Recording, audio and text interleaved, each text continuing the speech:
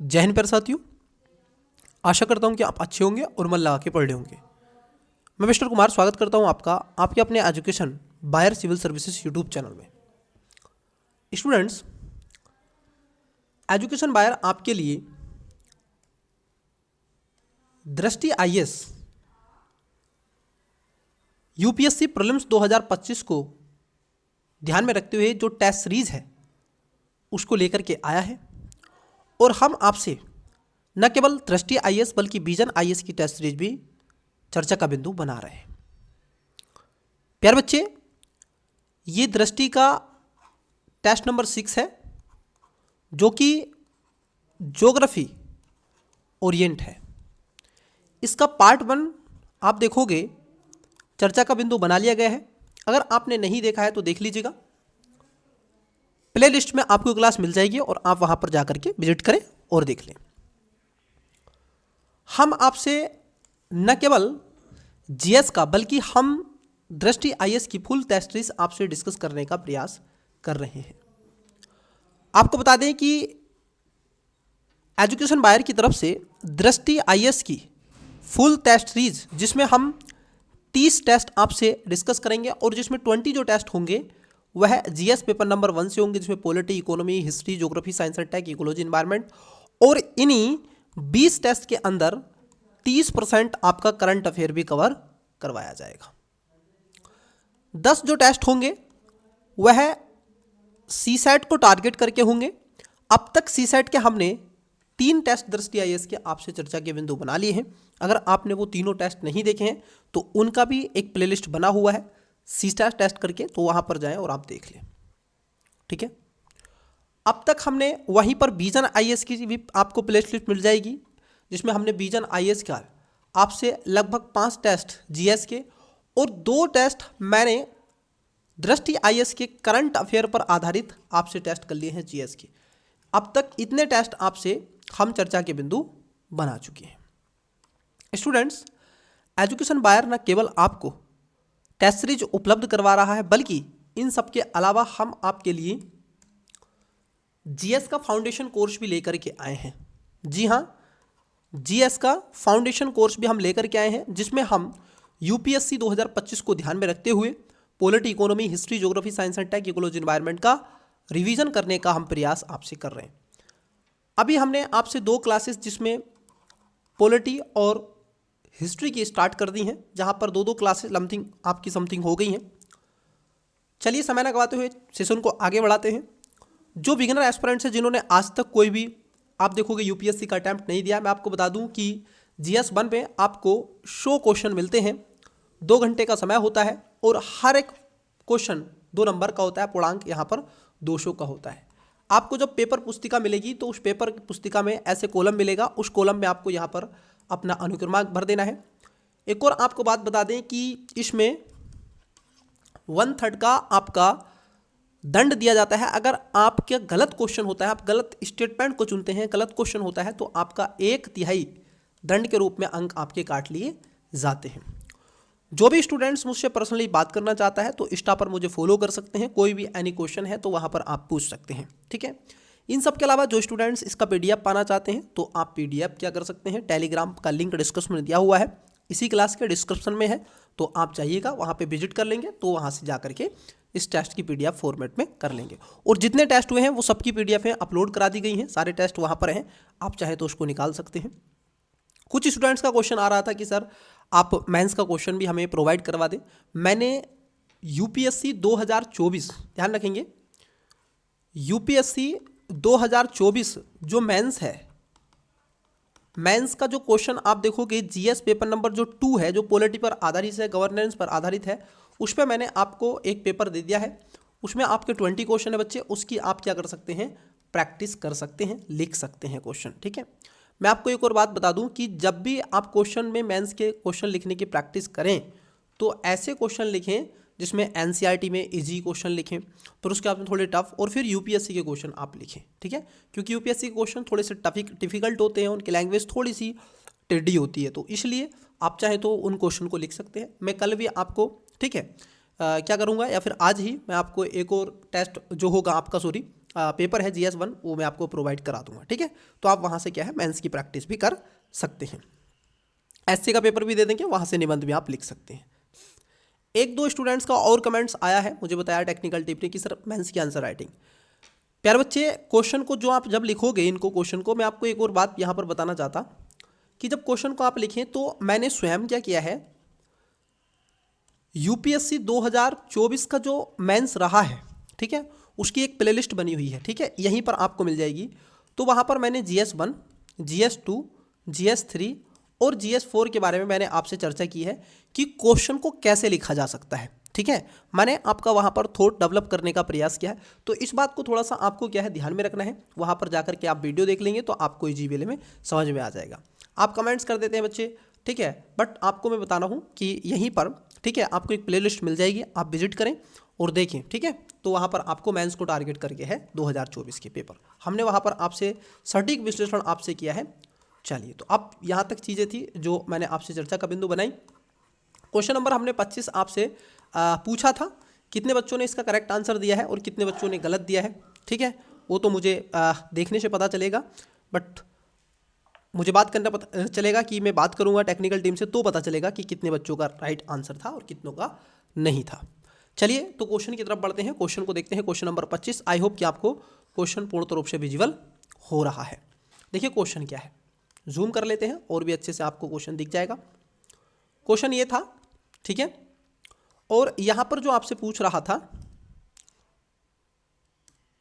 1 second, thickness थोड़ी कम कर लेते हैं, ओके।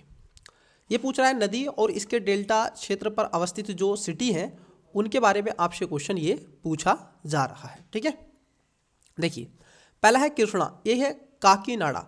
अगर हम बात कर ले काकीनाडा तो देखेंगे आप काकीनाडा नहीं, जबकि आप देखोगे कृष्णा नदी आंध्र प्रदेश में विजयवाड़ा और मछलीपट्टनम के निकट कृष्णा डेल्टा का निर्माण करता है। तो कृष्णा डेल्टा अगर हम पूछें, इसका जो डेल्टा बनता है वो कहाँ पर बनता है, लिख लीजिएगा। जो डेल्टा, यहाँ पर दो आपको शहर मिलेंगे, एक है विजयवाड़ा आंध्र प्रदेश का, ठीक है, आंध्र प्रदेश की है, एक है विजयवाड़ा और एक है आपका मछलीपट्टनम। ये दो आपको मिलेंगे। तो पहला वाला स्टेटमेंट गलत है। ये पूछ रहा है कितने युग्म सही है। गोदावरी की बात कर रहे हैं विजयवाड़ा, देखो गोदावरी पर बच्चे आपको विजयवाड़ा नहीं मिलता है, जबकि गोदावरी की बात कर लें तो गोदावरी जो नदी है ये बंगाल की खाड़ी में विसर्जित होती है और आंध्र प्रदेश में राजमुंद्री और काकीनाडा के पास में है। यहाँ पर कौन कौन मिलेगा, इसमें मिलता है राजमुंद्री और काकीनाडा, ठीक है, तो दूसरा भी गलत है, ओके। वहीं कावेरी की बात कर लें तो कावेरी में आपको तंजावुर आपको मिलेगा, ये बात एकदम सही है, क्योंकि कावेरी नदी तंजावुर के निकट एक उपजाऊ क्षेत्र में, तमिलनाडु में ये तंजावुर मिलता है। और महानदी कटक, ये आप सभी जानते ही हैं, उड़ीसा का एक क्षेत्र है पारादीप के पास में, ठीक है। महानदी डेल्टा की संरचना बंगाल की खाड़ी में ये विसर्जित हो जाती है जाकर के। तो तीसरा और चौथा सही है, मतलब कि दो स्टेटमेंट क्या हो जाएंगे इसमें सही हो जाएंगे। तो केवल दो इसका राइट आंसर हो जाएगा, ऑप्शन नंबर बी इसका करेक्ट आंसर था। चलिए, तो इंग्लिश वाले स्टूडेंट्स ने भी इसका राइट आंसर दिया ही होगा, ठीक है। तो राइट आंसर कौन सा है, option number B is the correct answer. Got it. आइए आज की क्लास के अगले क्वेश्चन की तरफ बढ़ते हैं, और क्वेश्चन क्या है ये देखते हैं। क्वेश्चन को समझिएगा, क्वेश्चन को अटेम्प्ट करने का प्रयास भी करिएगा। क्वेश्चन है आपका 26, महासागर अधिस्थल के संदर्भ में निम्नलिखित कथनों पर विचार कीजिए। क्वेश्चन ये है, महासागर अधिस्थल कौन से होते हैं उसके बारे में आपसे क्वेश्चन पूछ रहा है। जैसे अध, देखो यहाँ पर है अधिस्थल का मानी होता है मग्न तट। मग्न तट क्या होता है मैं आपको यहाँ से समझा देता हूँ। ज्योग्राफी को जितना इजी वे में लेना है ना, इतना इजी वे में आप समझेंगे। इसको देखो ज़्यादा हार्ड और डिफिकल्ट नहीं बनाना होता है। ज्योग्राफी को बहुत अच्छा सब्जेक्ट है, पूरा सब्जेक्ट कॉन्सेप्ट पर आधारित है। ये जो एरिया आपको दिख रहा है बच्चे, ये जो एरिया है इसी को बोलते हैं मग्न तट। क्या बोलते हैं इसको, मग्न तट एरिया यही होता है, ठीक है। यही वो एरिया है जो मग्न तट। आधा क्या है ये आप देखोगे, आधा एरिया स्थल का होता है और आधा एरिया ही किसका होता है, जल का होता है। मतलब कि इसी को मग्न तट कहते हैं। और यहाँ पर दुनिया के सभी पेट्रोलियम, ठीक है, कोयला, पेट्रोलियम, गैस के ये भंडार आपको यहीं पर मिलते हैं मग्न तट को ही आदि स्थल के रूप में जाना जाता है। पहला स्टेटमेंट क्या कर रहे हैं, महाद्वीपीय मग्न तट की विशेषता तल छट से ढकी एक मंद ढाल है। बिल्कुल यहाँ पर ढाल मंद होता है, पहले वाला स्टेटमेंट सही है। नंबर 2, महाद्वीपीय ढाल महाद्वीपों और गहरे महासागरीय वेशिनों के बीच की सीमा को चिन्हित करता है। क्या आपको मालूम है कि किसको चिन्हित करा? देखो, जब महासागरीय जो ढाल होता है द्वीपों के बीच में और महासागरीय वेशिन के बीच में, उसकी सीमा को चिन्हित करने का प्रयास करता है। ये भी बात सही है। वितलीय मैदान मोटे तल छट से ढके हुए खाड़ी ढाल वाले क्षेत्र होते हैं। क्या ऐसे? नहीं। आपको बता दें कि पृथ्वी का सबसे समतल क्षेत्रों को वितलीय मैदान कहते हैं, जो मृदा और गाद जैसे मग्न तलछट से मोटे एक तरीके से तलछट ये नहीं होते हैं। ठीक है, ये ध्यान में रखना है। ठीक है, खाड़ी नहीं होते हैं, मोटे नहीं होते हैं, मतलब क्या होते हैं, ये एक महीन तलछट होते हैं। ध्यान रखेंगे, क्या होते हैं, मोटे कह रहे हैं ना, ये मोटे नहीं होते हैं, ये महीन होते हैं। ठीक है, गाद वगैरह यहाँ पर, सॉरी, आप गाद, उसके साथ साथ यहाँ पर आपको मृदा, ठीक है, मृदा की गाद। तो तीसरा स्टेटमेंट गलत है। अब जहाँ 3 है वो कट कर दो, तो आंसर ए नहीं होगा, आंसर डी नहीं होगा। Correct answer option number C होगा, 1 और 2 दोनों, मतलब कि सी इसका राइट आंसर हो जाएगा। नेक्स्ट आइए क्वेश्चन समझ लेते हैं। क्वेश्चन क्या है, देखिए क्वेश्चन आपका 17 नंबर, उष्णकटिबंधीय चक्रवातों के संबंध में निम्नलिखित कथनों पर विचार कीजिए। आपने चक्रवात पढ़े ही हैं, कोई दो राग्रह है ही नहीं इसमें। मैंने कहा ना, देखो इस क्लास का एक फायदा आपको होगा, पूरा आपका रिवीजन हो जाएगा। चक्रवात, आइए थोड़ा सा चक्रवात के बारे में समझ लेते हैं। देखिए बच्चे, चक्रवात क्या है कि पृथ्वी पर आप देखोगे स्थल और जल दोनों पर आपको चक्रवात मिलता है। एक होते हैं शीतोष्णकटिबंधीय चक्रवात, एक होते हैं उष्णकटिबंधीय चक्रवात। जो उष्णकटिबंधीय चक्रवात हैं ये आपको ज़्यादातर कहाँ पर देखने के मिलेंगे, ये आपको खास तौर पर ये स्थल और जल दोनों पर आपको देखने के लिए मिलेंगे। आपको बता दें कि चक्रवात नॉर्थ गोलार्ध में और साउथ गोलार्ध में दोनों में चलते हैं।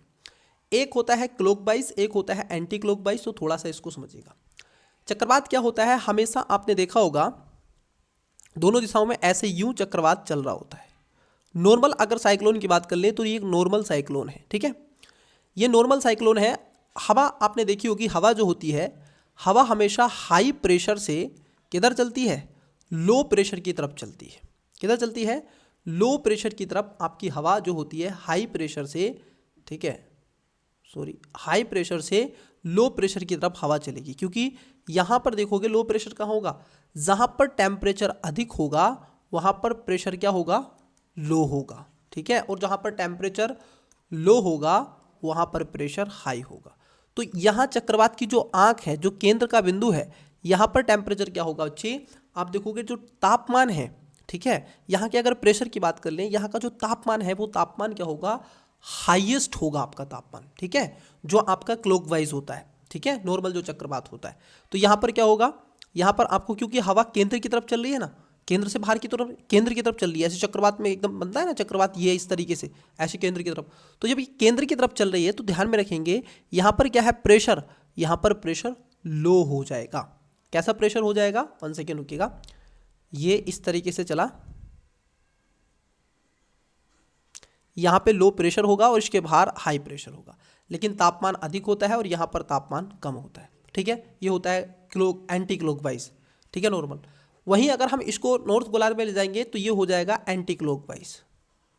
क्लॉकवाइज अब घड़ी की सुई की दिशा में, जो घड़ी की सुई की दिशा में चलता है, ठीक है, तो उसके हम बोलते हैं क्लॉकवाइज। उसमें उल्टा हो जाता है, उसमें प्रेशर क्या हो जाता है, आप देखोगे हाई प्रेशर हो जाता है केंद्र में और लो प्रेशर हो जाता है बाहर। ठीक है, चलिए आइए देखते हैं उष्णकटिबंधीय चक्रवातों के संबंध में निम्नलिखित कथनों पर कौन सा कथन सही है। और यहाँ से यूपीएससी ने आई थिंक 2020 के या 21 में क्वेश्चन यहाँ से पूछा है। मैं अगर थोड़ा कन्फ्यूज हूँ क्योंकि काफ़ी लंबा समय हो गया मुझको क्वेश्चन देखे हुए। ठीक है, अभी फिलहाल हम सेशन स्टार्ट करेंगे तो जब, ठीक है, पीवाईक्यू प्रीवियस क्वेश्चन पेपर, तो वहाँ पर सारी चीज़ें मैं आपको बताऊंगा और भी कुछ चीज़ें मैं आपको देने का प्रयास करूँगा जिससे आपका क्वेश्चन अटैम्प्ट करने में आसान हो सके। इसके टेम्परेचर पर, समथिंग प्रेशर पर, इसकी कंडीशन पर, ठीक है, इसके करेक्टर्स पर कुछ क्वेश्चन पूछा जा चुका है। ठीक है, और ये पूछे भी जाते हैं क्योंकि हॉट टॉपिक रहता है। ठीक है, बहुत सारे चक्रवात आते रहते हैं। ठीक है, हरिकेन चक्रवात हुआ, ऐसे कुछ मैच द फॉलोइंग वाले क्वेश्चन भी आते हैं, है कि नहीं। चलिए, ऑप्शन नंबर ए है, ये उन क्षेत्रों में बनते हैं जहां समुद्री सतह का तापमान 20 डिग्री से कम होता है। बी, ये स्थल पर पहुंचने के बाद तेजी से क्षीण हो जाते हैं। सी, उच्च कोरियोलिस बल के कारण ये भूमध्य रेखा के पास अक्सर आते हैं। डी में कह रहे हैं चक्रवात के केंद्र का भाग चक्षु में सर्वाधिक वायु वेग होता है। तो वीडियो को पोस्ट करें, करेक्ट आंसर बताएं 27 का क्या है। आई होप आपने इसका करेक्ट आंसर बताया होगा। देखिए मैंने कहा जब भी यूपीएससी कोई आपको डेटा दे दे, ध्यान रखना, अगर आपको मालूम हो तो उसको मानिएगा करेक्ट, और नहीं पता हो तो उस पर क्वेश्चन मार्क खड़ा कर दीजिएगा और फिर करिएगा। 50-50 आप रिस्क ले सकते हैं। तो जैसे पहला स्टेटमेंट है, ये कह रहे हैं कि 20 डिग्री होता है, नहीं 20 डिग्री नहीं होता है, ये कोई कंडीशन नहीं है। ये 22 से आप देखोगे 30 तक जा सकता है, ठीक है, ये 22 से 30 तक जा सकता है, इसमें कोई ऐसी कंडीशन नहीं है। तो पहला वाला गलत हो जाएगा। दूसरा स्टेटमेंट की बात कर लें, ये स्थल पर पहुंचने के बाद तेजी से क्या हो जाते हैं, क्षीण हो जाते हैं, मतलब कि लंबे समय तक नहीं बनते हैं। खासतौर पर ये चक्रवात आप देखोगे निम्न दाब प्राणी होते हैं, जो कि 27 डिग्री सेल्सियस से भी अधिक सतह के तापमान वाले गर्म महासागर पर विकसित होते हैं। तो ध्यान में रखेंगे ये कहाँ पर होते हैं, ओशियन में ज़्यादातर होते हैं, ठीक है, ओशन में आपको ये साइक्लोन मिलेंगे। हालांकि दोनों पर चक्रवात, ये जो उष्ण चक्रवात है ये स्थल और जल दोनों पर मिलता है, ठीक है। इसमें गर्म जल संवहनीय धाराओं की गतिमान करने और प्रणाली को बनाए रखने के लिए आवश्यक गर्मी आर्द्रता प्रदान करती है। तापमान अनुपस्थित होते हुए भी चक्रवात का निर्माण हो जाता है। एक बार जब ये चक्रवात स्थल पर पहुंच जाते हैं तो यह तेजी से अपने ऊर्जा स्रोतों को गर्म और समुद्री जल को खो देता है, जिसके कारण स्थल पर बढ़ते घर्षण की आर्द्रता अनुपस्थित हो जाती है और इसी को कमजोर कर देती है, जिसके चलते ये क्षीण हो जाते हैं। और यही कारण है कि अक्सर स्थल पर पहुंचना चक्रवात के क्षीण होने की चरण की शुरुआत को दर्शाता है, क्योंकि वहां पर इसको वो टेम्परेचर नहीं मिल पाता है, वो सारी चीजें आर्द्रता नहीं मिल पाती है। तो इसका राइट आंसर हो जाएगा option number B. Got it. आइए अगला क्वेश्चन देखते हैं। महासागरीय लवणता, मतलब कि लवणता का मतलब होता है कि जो महासागर है, जो जल है, वाटर है, उसके अंदर जो आपकी साल्ट है, ठीक है, उसकी मात्रा की बात कर रहा है। याद कर लेना किसकी बात कर रहा है, जो नमक में, ठीक है, नमक की बात कर रहा है, जल में घुले। तो आपने देखा होगा जो ओशन का वाटर होता है बच्चे, वो कैसा होता है, वो खारा जल होता है, तो उसी की बात कर रहा है। तो महासागरीय लवणता के संदर्भ में निम्नलिखित कथनों पर विचार कीजिए। पहला स्टेटमेंट है सामान्यतः लवणता भूमध्य रेखा से ध्रुवों तक अंशतः बढ़ने के साथ साथ घटती। देखो जरा एक बात को जरा समझना, आपने ज्योग्राफी अच्छे से पढ़ी होगी, रिवाइज की होगी, इक्वेटर वाला रीजन भी आपने पढ़ा होगा, नॉर्थ पोल और साउथ पोल भी आपने पढ़ा होगा। Got it. जब आप नॉर्थ पोल की बात करते हैं, साउथ पोल की बात करते हैं, मुझे बताइएगा, मैं आपसे एक क्वेश्चन यहाँ पर पूछने वाला हूँ। वो क्वेश्चन ये है बच्चे कि जो नॉर्थ अक्षांश है और साउथ अक्षांश है, ठीक है, आप बताइएगा कि लैंड एरियाज नॉर्थ में है या साउथ में। तो आप कहोगे सर नॉर्थ में ज़्यादा है। जब नॉर्थ में ज़्यादा है तो यहाँ पर आपको नदियाँ भी मिलेंगी। Got it. यहाँ पर नदियाँ मिलेंगी और नदियाँ अपना जल कैसे हो, फ्रेश वाटर ये ला करके ओशन में गिराती हैं, विसर्जित करती हैं। भारत की आपको गंगा देखी होगी, अमेजन की इतनी बड़ी अमेजन नदी, ठीक है, उसके साथ साथ नाइल नदी, आप देखोगे मरे डार्लिंग, ठीक है। इन सब के अलावा भारत में आप देखो सिंधु, गंगा, ब्रह्मपुत्र, बहुत बहुत बड़ी नदियाँ हैं। ये सब आकर के क्या कर रही हैं, अपना जल आकर के ओशन में गिरा रही हैं। तो ये फ्रेश वाटर, तो यहाँ पर सैलिनिटी क्या होगी, कम हो जाएगी। अभी कह रहे हैं भूमध्य रेखा से ध्रुवों तक अक्षांश बढ़ने के साथ ये घटता है। क्या आपको लगता है कि ऐसा होगा, क्या आपको लगता है कि ऐसा होगा कि ये घटेगा या बढ़ेगा? तो आप कहेंगे जी हाँ। जैसे जैसे आप ध्रुवों की तरफ जाएंगे तो आपको कहाँ पर, वहाँ पर तापमान भी कम मिलता है और साल्ट भी आपको कम देखने के लिए मिलेगा। तो ये क्या हो जाता है, सामान्यतः लवणता भूमध्य रेखा से ध्रुवों तक अक्षांश बढ़ने के साथ ये घट जाता है, ठीक है। इसमें कोई दुराग्रह आपका नहीं है, क्योंकि इन क्षेत्रों में अटलांटिक लवणीय क्षेत्र में उच्च अक्षांशों तक देखने को मिलता है, क्योंकि कई यहाँ पर धाराएं, ठंडी जल धाराएं यहाँ पर बहती रहती हैं, ये आपको पता है, ठीक है, जिससे बाष्पीकृत वर्षा अलवणीय जल का प्रवाह और महासागरीय धाराओं में शामिल होता रहता है, तो जिसके कारण कई कोल्ड वेव यहाँ पर आपको चलती हैं। इट्स क्लियर है ना? चलिए सर, तो पहला स्टेटमेंट सही हो जाएगा। दूसरा, निम्न अक्षांशों पर स्थित परिवेष्टित समुद्रों में सामान्यतः खुले समुद्रों की तुलना में लवणता कम होती है। देखो एक होता है क्लोज ओशन, एक होता है ओपन ओशन। भाई खुला ओशन है, आप बताइए जब खुले हुए ओशन की आप बात करते हैं तो वहाँ पर लवणता आपको अधिक मिलेगी या फिर कम मिलेगी? खुले समुद्र की तुलना में लवणता कम होती है ऐसा नहीं है। जो बंद ओशन होता है उसमें आपको लवणता ज़्यादा मिलेगी, जैसे डेड सी है, ठीक है, जैसे आपको डेड सी है, तो डेड सी जिसको मृत सागर बोलते हैं,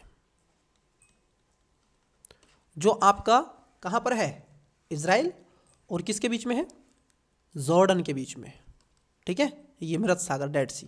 तो जब डेड सी की आप बात करते हैं तो ये दूसरा वाला स्टेटमेंट क्या हो जाएगा, गलत हो जाएगा कि निम्न अक्षांशों पर, निम्न अक्षांशों का मतलब है कि भूमध्य रेखा, इक्वेटर वाला जोन, परिवेष्टित समुद्रों में सामान्यतः खुले समुद्रों की तुलना में लवणता कम नहीं होती है, यहाँ पर लवणता आपको अधिक मिलेगी। ये थोड़ा सा आपको ध्यान में रखना है, ठीक है।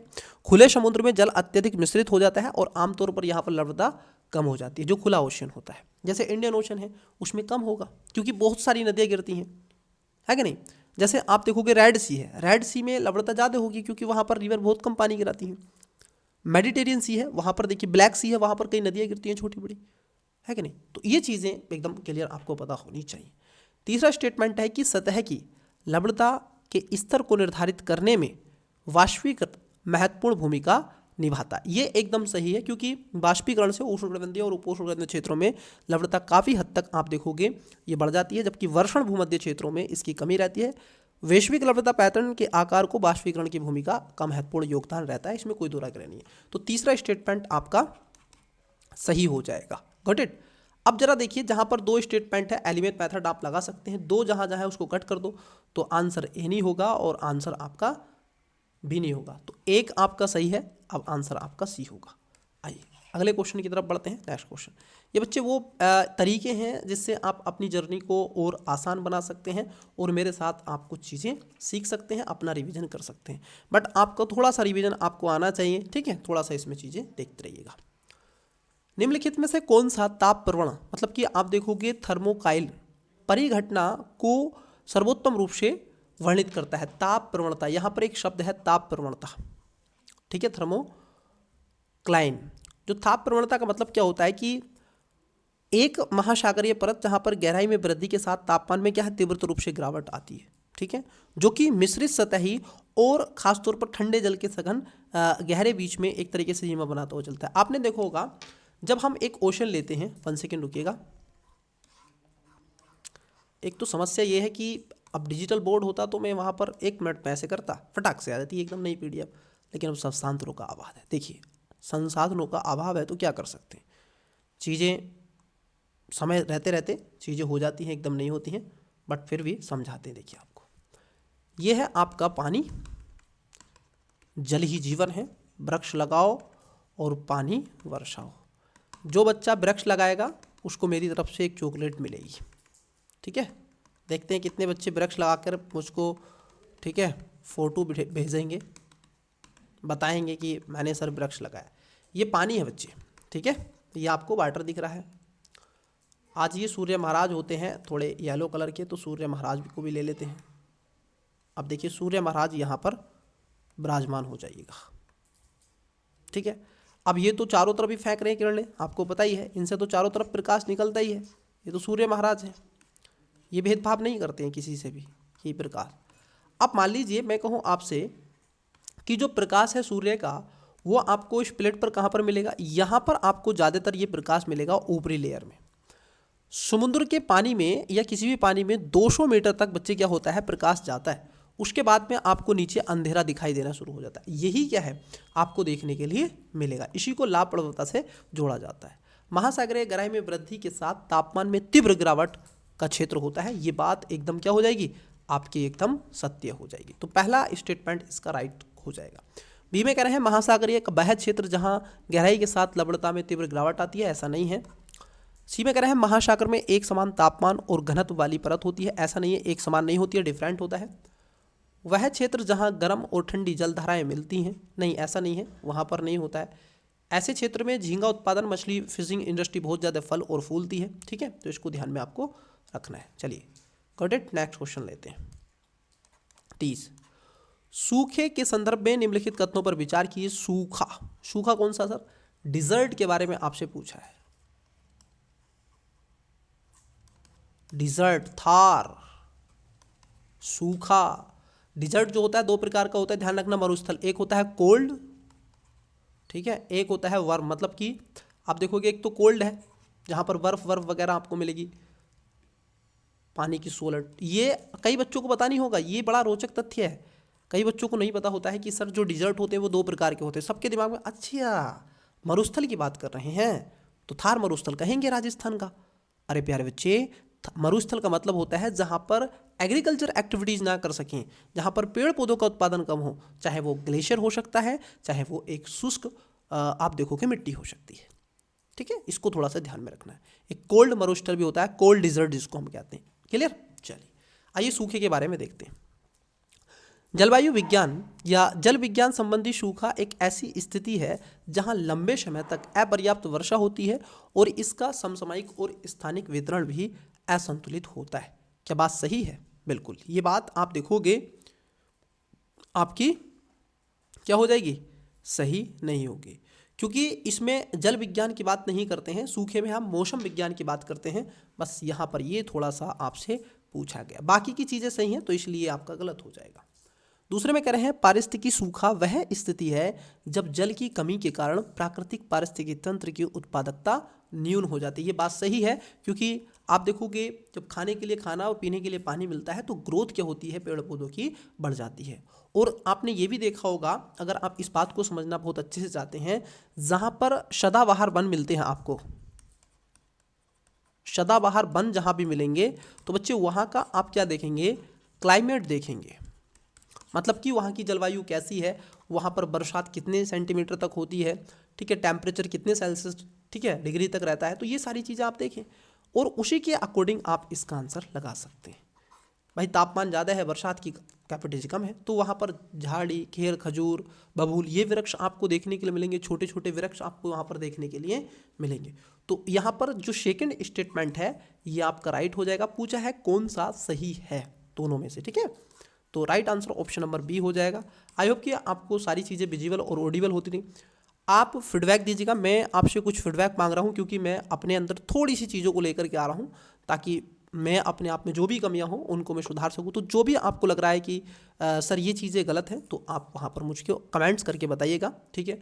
आज मैंने देखा था कल की जो क्लास हुई थी, मैं 1 मिनट लेना चाहूँगा, तो कई बच्चों ने फीडबैक दिया। देखिए आप क्या है, आप स्वतंत्र हैं, तो आपको किस टीचर से पढ़ना पसंद है आई डोंट नो, बट मैं कैसा आपको लगता हूँ कि मैं आपको कैसे पढ़ाता हूँ। देखिए मेरा आपको फेस नहीं दिखता है, बट मेरी फ़ोटो आपको थंबनेल पे दिखती है, लेकिन क्या है कि उसका भी एक तरीके से प्रभाव पड़ता है। जब कोई टीचर सामने पढ़ाता है तो उसका एक अलग ही इंप्रेशन होता है, ठीक है। बट जो मेरी आवाज़ है, जो मैं आपसे एक तरीके से इमोशनली मैं आपसे, ठीक है, कनेक्ट हूँ, जो हमारी अंतर आत्मा, जो हमारा सोल है, सोल मानी होती है आत्मा, ठीक है। कई बच्चों को समझ में नहीं आएगा सोल क्या है, ठीक है, तो उससे मैं कनेक्ट हूँ। तो बताइएगा, ठीक है, कमेंट्स करके ज़रूर बताइएगा, आंसर भी देते चलिएगा कमेंट्स में, और उसके साथ साथ बताइएगा कि मेरी टीचिंग आपके लिए कितनी हेल्पफुल हो रही है। और एजुकेशन बायर परिवार के सदस्य होने के नाते वीडियो को भी थोड़ा शेयर वेयर करते रहिएगा, लाइक वगैरह, ठीक है। चलिए 31 नंबर देखते हैं क्वेश्चन। भारत की मृदाओं, मैंने कहा था कि पूरा आपको रिवीजन होना चाहिए। भारत की मृदाओं देखो अलग अलग डिफरेंट से, और कई बच्चे कहते हैं ना जैसे इंपोर्टेंट टॉपिक है, ठीक है, ज्योग्राफी के, तो देखो कितने इंपोर्टेंट टॉपिक है। इसी से मैं कहूँगा टेस्ट नंबर जो 6 है, जो भी बच्चे इस क्लास को देख रहे हैं बाद में देखेंगे, तो इस क्लास को कॉपी पेन के साथ देखें। बस ये देखें कहाँ से ये क्वेश्चन बन रहे हैं और उसी सब्जेक्ट को पढ़ें। बस ज्योग्राफी में आपको मैं बता रहा हूँ, क्योंकि मुझे जहाँ तक लग रहा है, जो मेरा 4-5 साल का पिछला अनुभव रहा है, ठीक है, यूपीएससी को लेकर के, एग्जाम को लेकर के, प्रीलिम्स के, मेंस के, और इन सब के अलावा कि बुक्स में कौन से टॉपिक को सिलेक्टेड वाइज पढ़ें या ना पढ़ें, तो वो इसके अंदर मुझे लग रहा है कि सारे टॉपिक को कवर किया गया है, चाहे वो एग्रीकल्चर का हो, क्लाइमेट का हो, ठीक है, कई टॉपिक को, रिवर्स का हो, कई का, तो आप पढ़ें उसको। चलिए, तो भारत की मृदाओं के संदर्भ में निम्नलिखित कथनों पर विचार कीजिए। पहला स्टेटमेंट है कि जलोढ़ मृदा देश के कुल क्षेत्रफल का 60% से अधिक भाग आच्छादित है। क्या ये बात सही है? देखिए आपने पढ़ा होगा कि 60%, ठीक है। दूसरे में कह रहे हैं कि जलोढ़ मृदा में सामान्य पोटाश की मात्रा अधिक होती है, लेकिन फास्फोरस की कमी होती है। तीसरे में कह रहे हैं महाद्वीपीय भारत जलोढ़ मृदा से पूर्णतः रहित है। उपयुक्त कथनों में से कौन सा सही है? ऑप्शन नंबर ए केवल 2, 1 और 2, बी केवल 2 और 3, सी केवल 2, डी केवल 3। वीडियो को पोस्ट करें, करेक्ट आंसर बताएं। आइए देखते हैं, एक एक करके बात करते हैं। देखिए बच्चे, यहाँ पर पहला स्टेटमेंट की बात कर लिए, कह रहे हैं जलोढ़ मृदा देश के कुल क्षेत्रफल के लगभग, यहाँ पर देखो एक शब्द दे देता है ना, जब लगभग बता रहे हो आपको, 1 सेकेंड सॉरी, जब आपको एक वर्ड दे दे यहाँ पर, लगभग। तो जब अगर कोई नंबर दे दे तो उसको स्वीकार कर लेना, ठीक है, मैं आपको ये गाइड कर रहा हूँ, उसको आप करेक्ट मान लें। और जब ऐसे डायरेक्ट दे देना तो ऐसे को फटाक से कट करें, ठीक है, क्योंकि ये कह रहे हैं कि 100% है। नहीं मोदी, जलोढ़ जो है ये आपको 40% देखने को मिलेगी भारत में, ठीक है। खास तौर पर ये नॉर्थ इंडिया में गंगा यमुना का जो द्वाब का रीजन है वो जलोढ़ का एक मैदान आपको देखने को मिलेगा, गंगा का वही बेल्ट है, ठीक है। और तो ऐसा नहीं है कि जहाँ पर आपको ये चीज़ें मिलें, ठीक है। और जलोढ़ मृदा एक तरीके से आप देखोगे ताज़ी मिट्टी होती है, बारीक बलुई मिट्टी होती है, ठीक है, जो गंगा और नदियों के द्वारा लाए गए, गंगा की ट्रिब्यूटरी और यमुना, ठीक है, और उनके द्वारा लाए गए कहीं ना कहीं छोटे छोटे, ठीक है, आपके कण होते हैं मिट्टी के जो बड़े ही उपजाऊ होते हैं। इसमें पोटास की मात्रा बहुत होती है, कैल्शियम की मात्रा होती है, कई चीज़ें इसमें होती हैं। तो पहला स्टेटमेंट गलत है, ठीक है। चलिए दूसरे स्टेटमेंट की बात कर लें। ये कह रहा है कि जलोढ़ मृदा में सामान्य रूप से पोटास की अधिक मात्रा होती है लेकिन फास्फोरस की कमी होती है। बिल्कुल ये बात सही है। देखो मैं आपको एक और हिंट्स दे दूं, भारत की मिट्टी में एक सबसे बड़ी कमी क्या है कि भारत में जो Fe है, ठीक है, पोटास जो है, ठीक है, फास्फोरस जो आपकी फास्फोरस है ये भारत की मिट्टी में सबसे ज़्यादा कम है। और ध्यान रखना कहीं पर कह देना फास्फोरस पाई जाती है तो ना उसको गलत कर देना। तो फास्फोरस को नाइट्रोजन और फास्फोरस दो चीज़ें याद रखना, N2 और प्लस Fe, ये ध्यान में रखना। दोनों भारतीय मिट्टी में जो आपकी सोयल है इसमें आपको देखने के लिए कम मिलेगी। तो आपका दूसरा स्टेटमेंट क्या हो जाएगा, वो करेक्ट हो जाएगा। तीसरे स्टेटमेंट की बात कर लिए, ये कह रहे हैं प्रायद्वीपीय भारत में जलोढ़ मृदा पूर्णतः रहित है। ऐसा नहीं है, जो आपकी ये नदियां हैं, ठीक है, चाहे उसमें गोदावरी हो, कृष्णा हो, ठीक है, कावेरी हो, जो भी ब्रह्मपुत्र घाटी में जो भी आपको बंगाल की घाटी में जाकर के नदियां गिर रही हैं वो सभी क्या हैं, वो लास्ट में जाकर के डेल्टा का निर्माण करती हैं और वहाँ पर एक जलोढ़ के मैदान का निर्माण होता है। इसीलिए आप देखोगे ये जो आपका सेकेंड स्टेटमेंट है ये सही हो जाएगा। कच्छ का रण भी क्या है ना, अभी आप देखोगे ये चीज़ें आपको देखने के लिए मिलेंगी। इंग्लिश वाले स्टूडेंट्स वीडियो को पोस्ट करें with reference to the ocean floor, consider the following statement 1 2 3। Video को पोस्ट करके करेक्ट आंसर दें। Which of the statement given below above is are correct. 27 which of the following statement regarding tropical cyclone is correct. 28 with reference to ocean salinity consider the following statement 1 2 3 statement and optional which of the statement given above is are correct। 29 which of the following statement West describes the phenomena of a thermocline। 30 consider the following with reference to drought। बताइएगा correct answer. Options 31 consider the following statement with reference to soil of India। Statement okay. Next question देखिए, फिर से देखिए soil के, तो मिट्टी वाला topic तो आप करेक्ट कर लीजिएगा। यहाँ से अगर क्वेश्चन बनेगा पढ़िएगा, इनको रिवीजन करिएगा अच्छे से। माजिद हुसैन हो वो पढ़िएगा, दृष्टि की क्विक बुक हो तो वो पढ़िएगा, एनसीईआरटी हो वो पढ़िएगा, बस पढ़िएगा बच्चे। देखो मैं आपको बता दूं कि यूपीएससी को क्रैक करने का या यूपीएससी को पास करने का एक ही तरीका है। अगर आप पास करना चाहते हैं तो आपको रीडिंग, ठीक है, आपको रीडिंग बहुत अच्छी होनी चाहिए। आप कंटिन्यूली आप क्या करेंगे, स्टडी करेंगे। और मुझे लगता है कि जितना मैंने पढ़ा है पिछले 4-5 साल में, आप मेरे भी बिलीव नहीं करेंगे बट मैं उसको यहाँ पर पब्लिकली नहीं बोलूँगा, ठीक है। हर एक स्टूडेंट्स पढ़ता है, मैंने भी पढ़ा है, हर कोई पढ़ता है, हर एक बच्चा मेहनत करता है, ठीक है। तो ध्यान रखेंगे, आप ठीक से बस रिवाइज करते रहिएगा। मैं जो आपको बता रहा हूँ ना, बस उसको उस बात को पकड़ लीजिएगा, आप बाकी की चीज़ें भूल जाइएगा, ठीक है। एक साल मुझको आपने अगर फॉलो कर लिया तो दावा तो नहीं किया जा सकता किसी भी सेक्टर में, लेकिन मैं आपको इतना ज़रूर विश्वास दिलवा सकता हूँ, आप एक साल बाद अगर अपना मूल्यांकन करेंगे तो एक साल से जो थे उसको आप अधिक ज़्यादा समझोगे। चलिए आइए, यह मृदा, आइए देखिए क्वेश्चन नंबर 32 है। यह मृदा ह्यूमस से समृद्ध नहीं है। इस मृदा में लोहा और एल्युमिनियम होता है। यह मृदा तीव्र निष्कलन के कारण बनती है। यह मृदा कृषि के लिए उपयुक्त नहीं है। इसलिए कृषि हेतु मृदा को उपजाऊ बनाने के लिए खाद और उर्वरकों का प्रयोग की आवश्यकता होती है। निम्नलिखित में से कौन सी मृदा उपरोक्त विशेषताओं को दर्शाती है?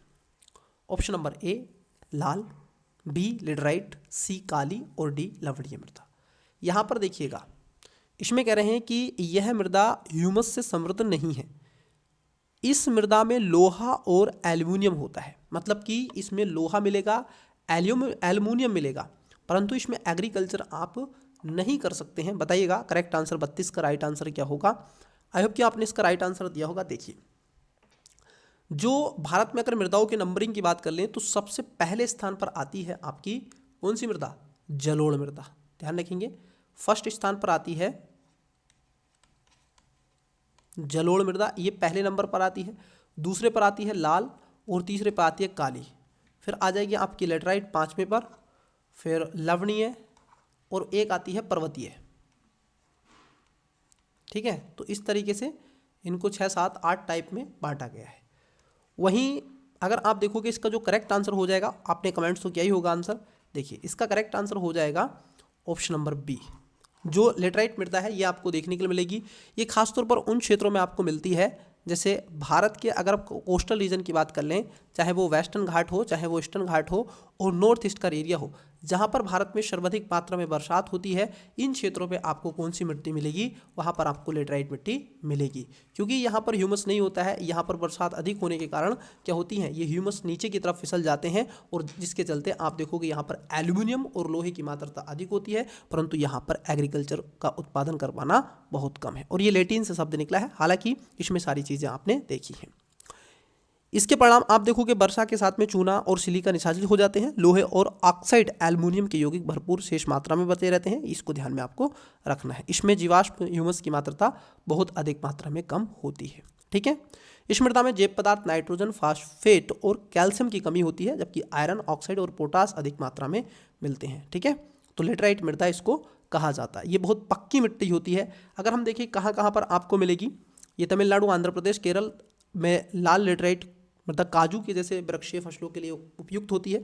तो और ख़ास तौर पर इसकी एक और सुविधा, एक और इसकी विशेषता ये है कि ये जो ईंट होती है, जो ब्रिक जिसको हम कहते हैं, जो जिससे हमारे मकान बनते हैं, वो लेटराइट के ही बनाए जाते हैं। सूखने के बाद में ये पत्थर बन जाती है और गीली होने के बाद में बहुत मुलायम हो जाती है। चलिए, लघु विवर्तनी की प्लेटों और उनकी अवस्थिति के संदर्भ में युग्मों पर विचार करें। प्लेटें हैं इस पृथ्वी पर, आप देखोगे अलग अलग भागों में वैज्ञानिकों ने इनको प्लेट नाम दे दिया है।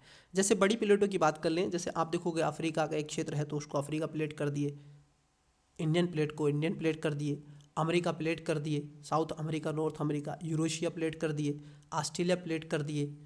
ठीक है, तो ऐसे इनको अरबिक प्लेट कर दिए, नज़का प्लेट कर दिए। तो ऐसे इनको अलग अलग, फिलीपींस प्लेट कर दिए, अलग अलग प्लेटों से इनको जाना जाता है। तो उसी पे आपसे पूछ रहा है, तो वीडियो को पोस्ट करें और करेक्ट आंसर देने का प्रयास करें। देखिए, ये कह रहे हैं कोकस प्लेट मध्यवर्ती अमेरिका और प्रशांत महासागरीय प्लेट के मध्य है।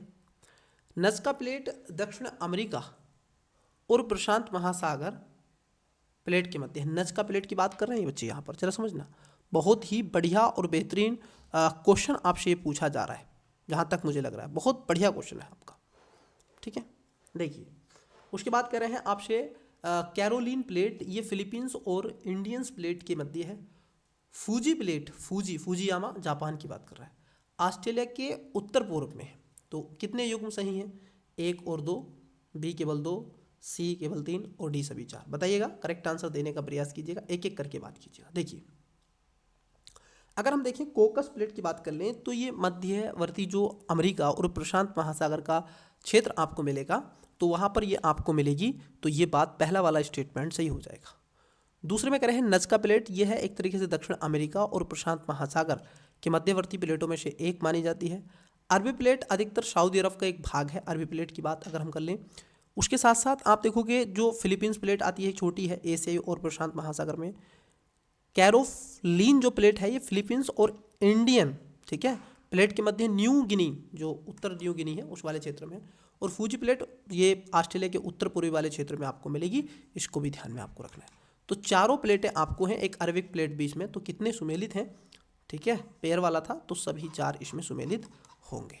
चलिए द नेक्स्ट क्वेश्चन, आइए क्वेश्चन को समझिएगा और अटेम्प्ट्स करने का प्रयास कीजिएगा। करिए 34 नंबर। पश्चिम से पूरब तक हिमालय पर्वत की चोटियों के संदर्भ में निम्नलिखित कथनों में कौन सा क्रम है? यही क्वेश्चन आपसे बिल्कुल सेम, यही क्वेश्चन आपसे यूपी पीसीएस 2024 में पूछा गया है प्रीलिम्स में, यही क्वेश्चन बिल्कुल सेम। और मैं आपको बता रहा हूँ यूपीएससी यूपी पीसीएस ये सब एक दूसरे की कॉपी पेस्ट करते रहते हैं, खासतौर पर यूपी पीसीएस करता है यूपीएससी, तो थोड़ा सा ध्यान में रखें। ठीक है, पहला है Kamet, Mount Everest, Makalu, Rakaposhi. B Rakaposhi, Kamet, Makalu, Mount Everest. C Rakaposhi, Kamet, Mount Everest, Makalu. D Kamet, Rakaposhi, Makalu, Mount Everest. तो वीडियो को पोस्ट करें, करेक्ट आंसर बताएं। बहुत ही बढ़िया और बेहतरीन क्वेश्चन है। चलिए एक एक करके बात करते हैं। देखिए यहाँ पर अगर हम देखें, सबसे पहले जो आएगा वो आएगा आपका राकापोशी। ठीक है, तो राकापोशी कहाँ कहाँ पर है? तो ए आंसर नहीं होगा और डी आंसर नहीं होगा। राकापोशी के बाद में आता है आपका कामेट, ये भी ठीक है, ये भी ठीक है। यहाँ पर लेकिन ये कह रहे हैं कमालू नहीं, मकालू नहीं आता है, फिर उसके बाद में माउंट एवरेस्ट आ जाता है, फिर उसके बाद में मकालू। तो सी इसका राइट आंसर होगा। बच्चे अगर आप देखेंगे, आप कहेंगे राकापोशी कहाँ पर है, नाम तो ऐसे लग रहा है कि जैसे कहीं बहुत ही अलग हो। राकापोशी आपको पाकिस्तान में काकश, जो आपका काराकोरम पर्वत है, ठीक है, वहाँ पर अवस्थित है। तो कहाँ पर है ये राकापोशी? है आपको पाकिस्तान में, पीए के लिख देंगे पाकिस्तान, और काराकोरम में। काराकोरम, लद्दाख, जास्कर, पीर पंजार, शिवालिक, ऐसे सीक्वेंस पता होना चाहिए, नॉर्थ से साउथ भी। और ये क्या पूछ रहा है आपसे, आप देख लो पश्चिम से पूरब पूछ रहा है, तो ये भी आपसे पूछे जाते हैं। फिर उसके बाद आता है आपका कामेट। कामेट जो है ये भारत और उत्तराखंड के गढ़वाल हिमालय में अवस्थित है। माउंट एवरेस्ट आपको पता ही है, विश्व की सबसे ऊंची चोटी, नेपाल तिब्बत में अवस्थित है। और जो आपका मकालू है, नेपाल तिब्बत सीमा माउंट एवरेस्ट के पूरब में अवस्थित है। ठीक है, तो ये तो बाद में आएगा, तो ये भी ध्यान में आपको रखना है। तो आपका देखो अब ये भी ऐसे समझ में आ जाएगा आपको, इधर से पीछे से निकालोगे तो क्वेश्चन निकल आएगा कि माउंट एवरेस्ट के बाद में आएगा आपका मकालू। तो ये चलो इस पर कन्फ्यूज हो जाओगे। देखो यहाँ पर तो पहले आ रहा है, यहाँ पर बाद में आ रहा है। अब देखो यहाँ पर माउंट एवरेस्ट बाद में आ रहा है, तो ये नहीं होगा। ऐसे भी आप क्या कर सकते हैं, यहाँ पर देखो माउंट एवरेस्ट बाद में आ रहा है, तो ऐसे आप क्या कर सकते हैं, निकाल सकते हैं। चलिए तो क्या आंसर आ जाएगा, सी इसका करेक्ट आंसर आ जाएगा। नेक्स्ट क्वेश्चन, क्वेश्चन आपका 35 नंबर। अमेरिका की ग्रेट लेक्स, जो अमेरिका की ग्रेट लेक्स हैं के संदर्भ में निम्नलिखित कथनों पर विचार कीजिए। जो ग्रेट लेक्स हैं, ठीक है, कितनी है, 5 लेक हैं वहां पर। होम्स उसकी एक शॉर्ट ट्रिक आती है, होम्स आपका हो गया, ठीक है, एच है, ओ है, एम है, ई है और एस है, ये इसी के नाम पर झीलें हैं। बताइएगा, ये ट्रिक्स मैंने आपको बना करके दे दी है, आप सारी जो झील है अमेरिका की उनको लिख दीजिएगा। यह 5 गहरी लवणीय जल की झीलों की एक श्रृंखला है।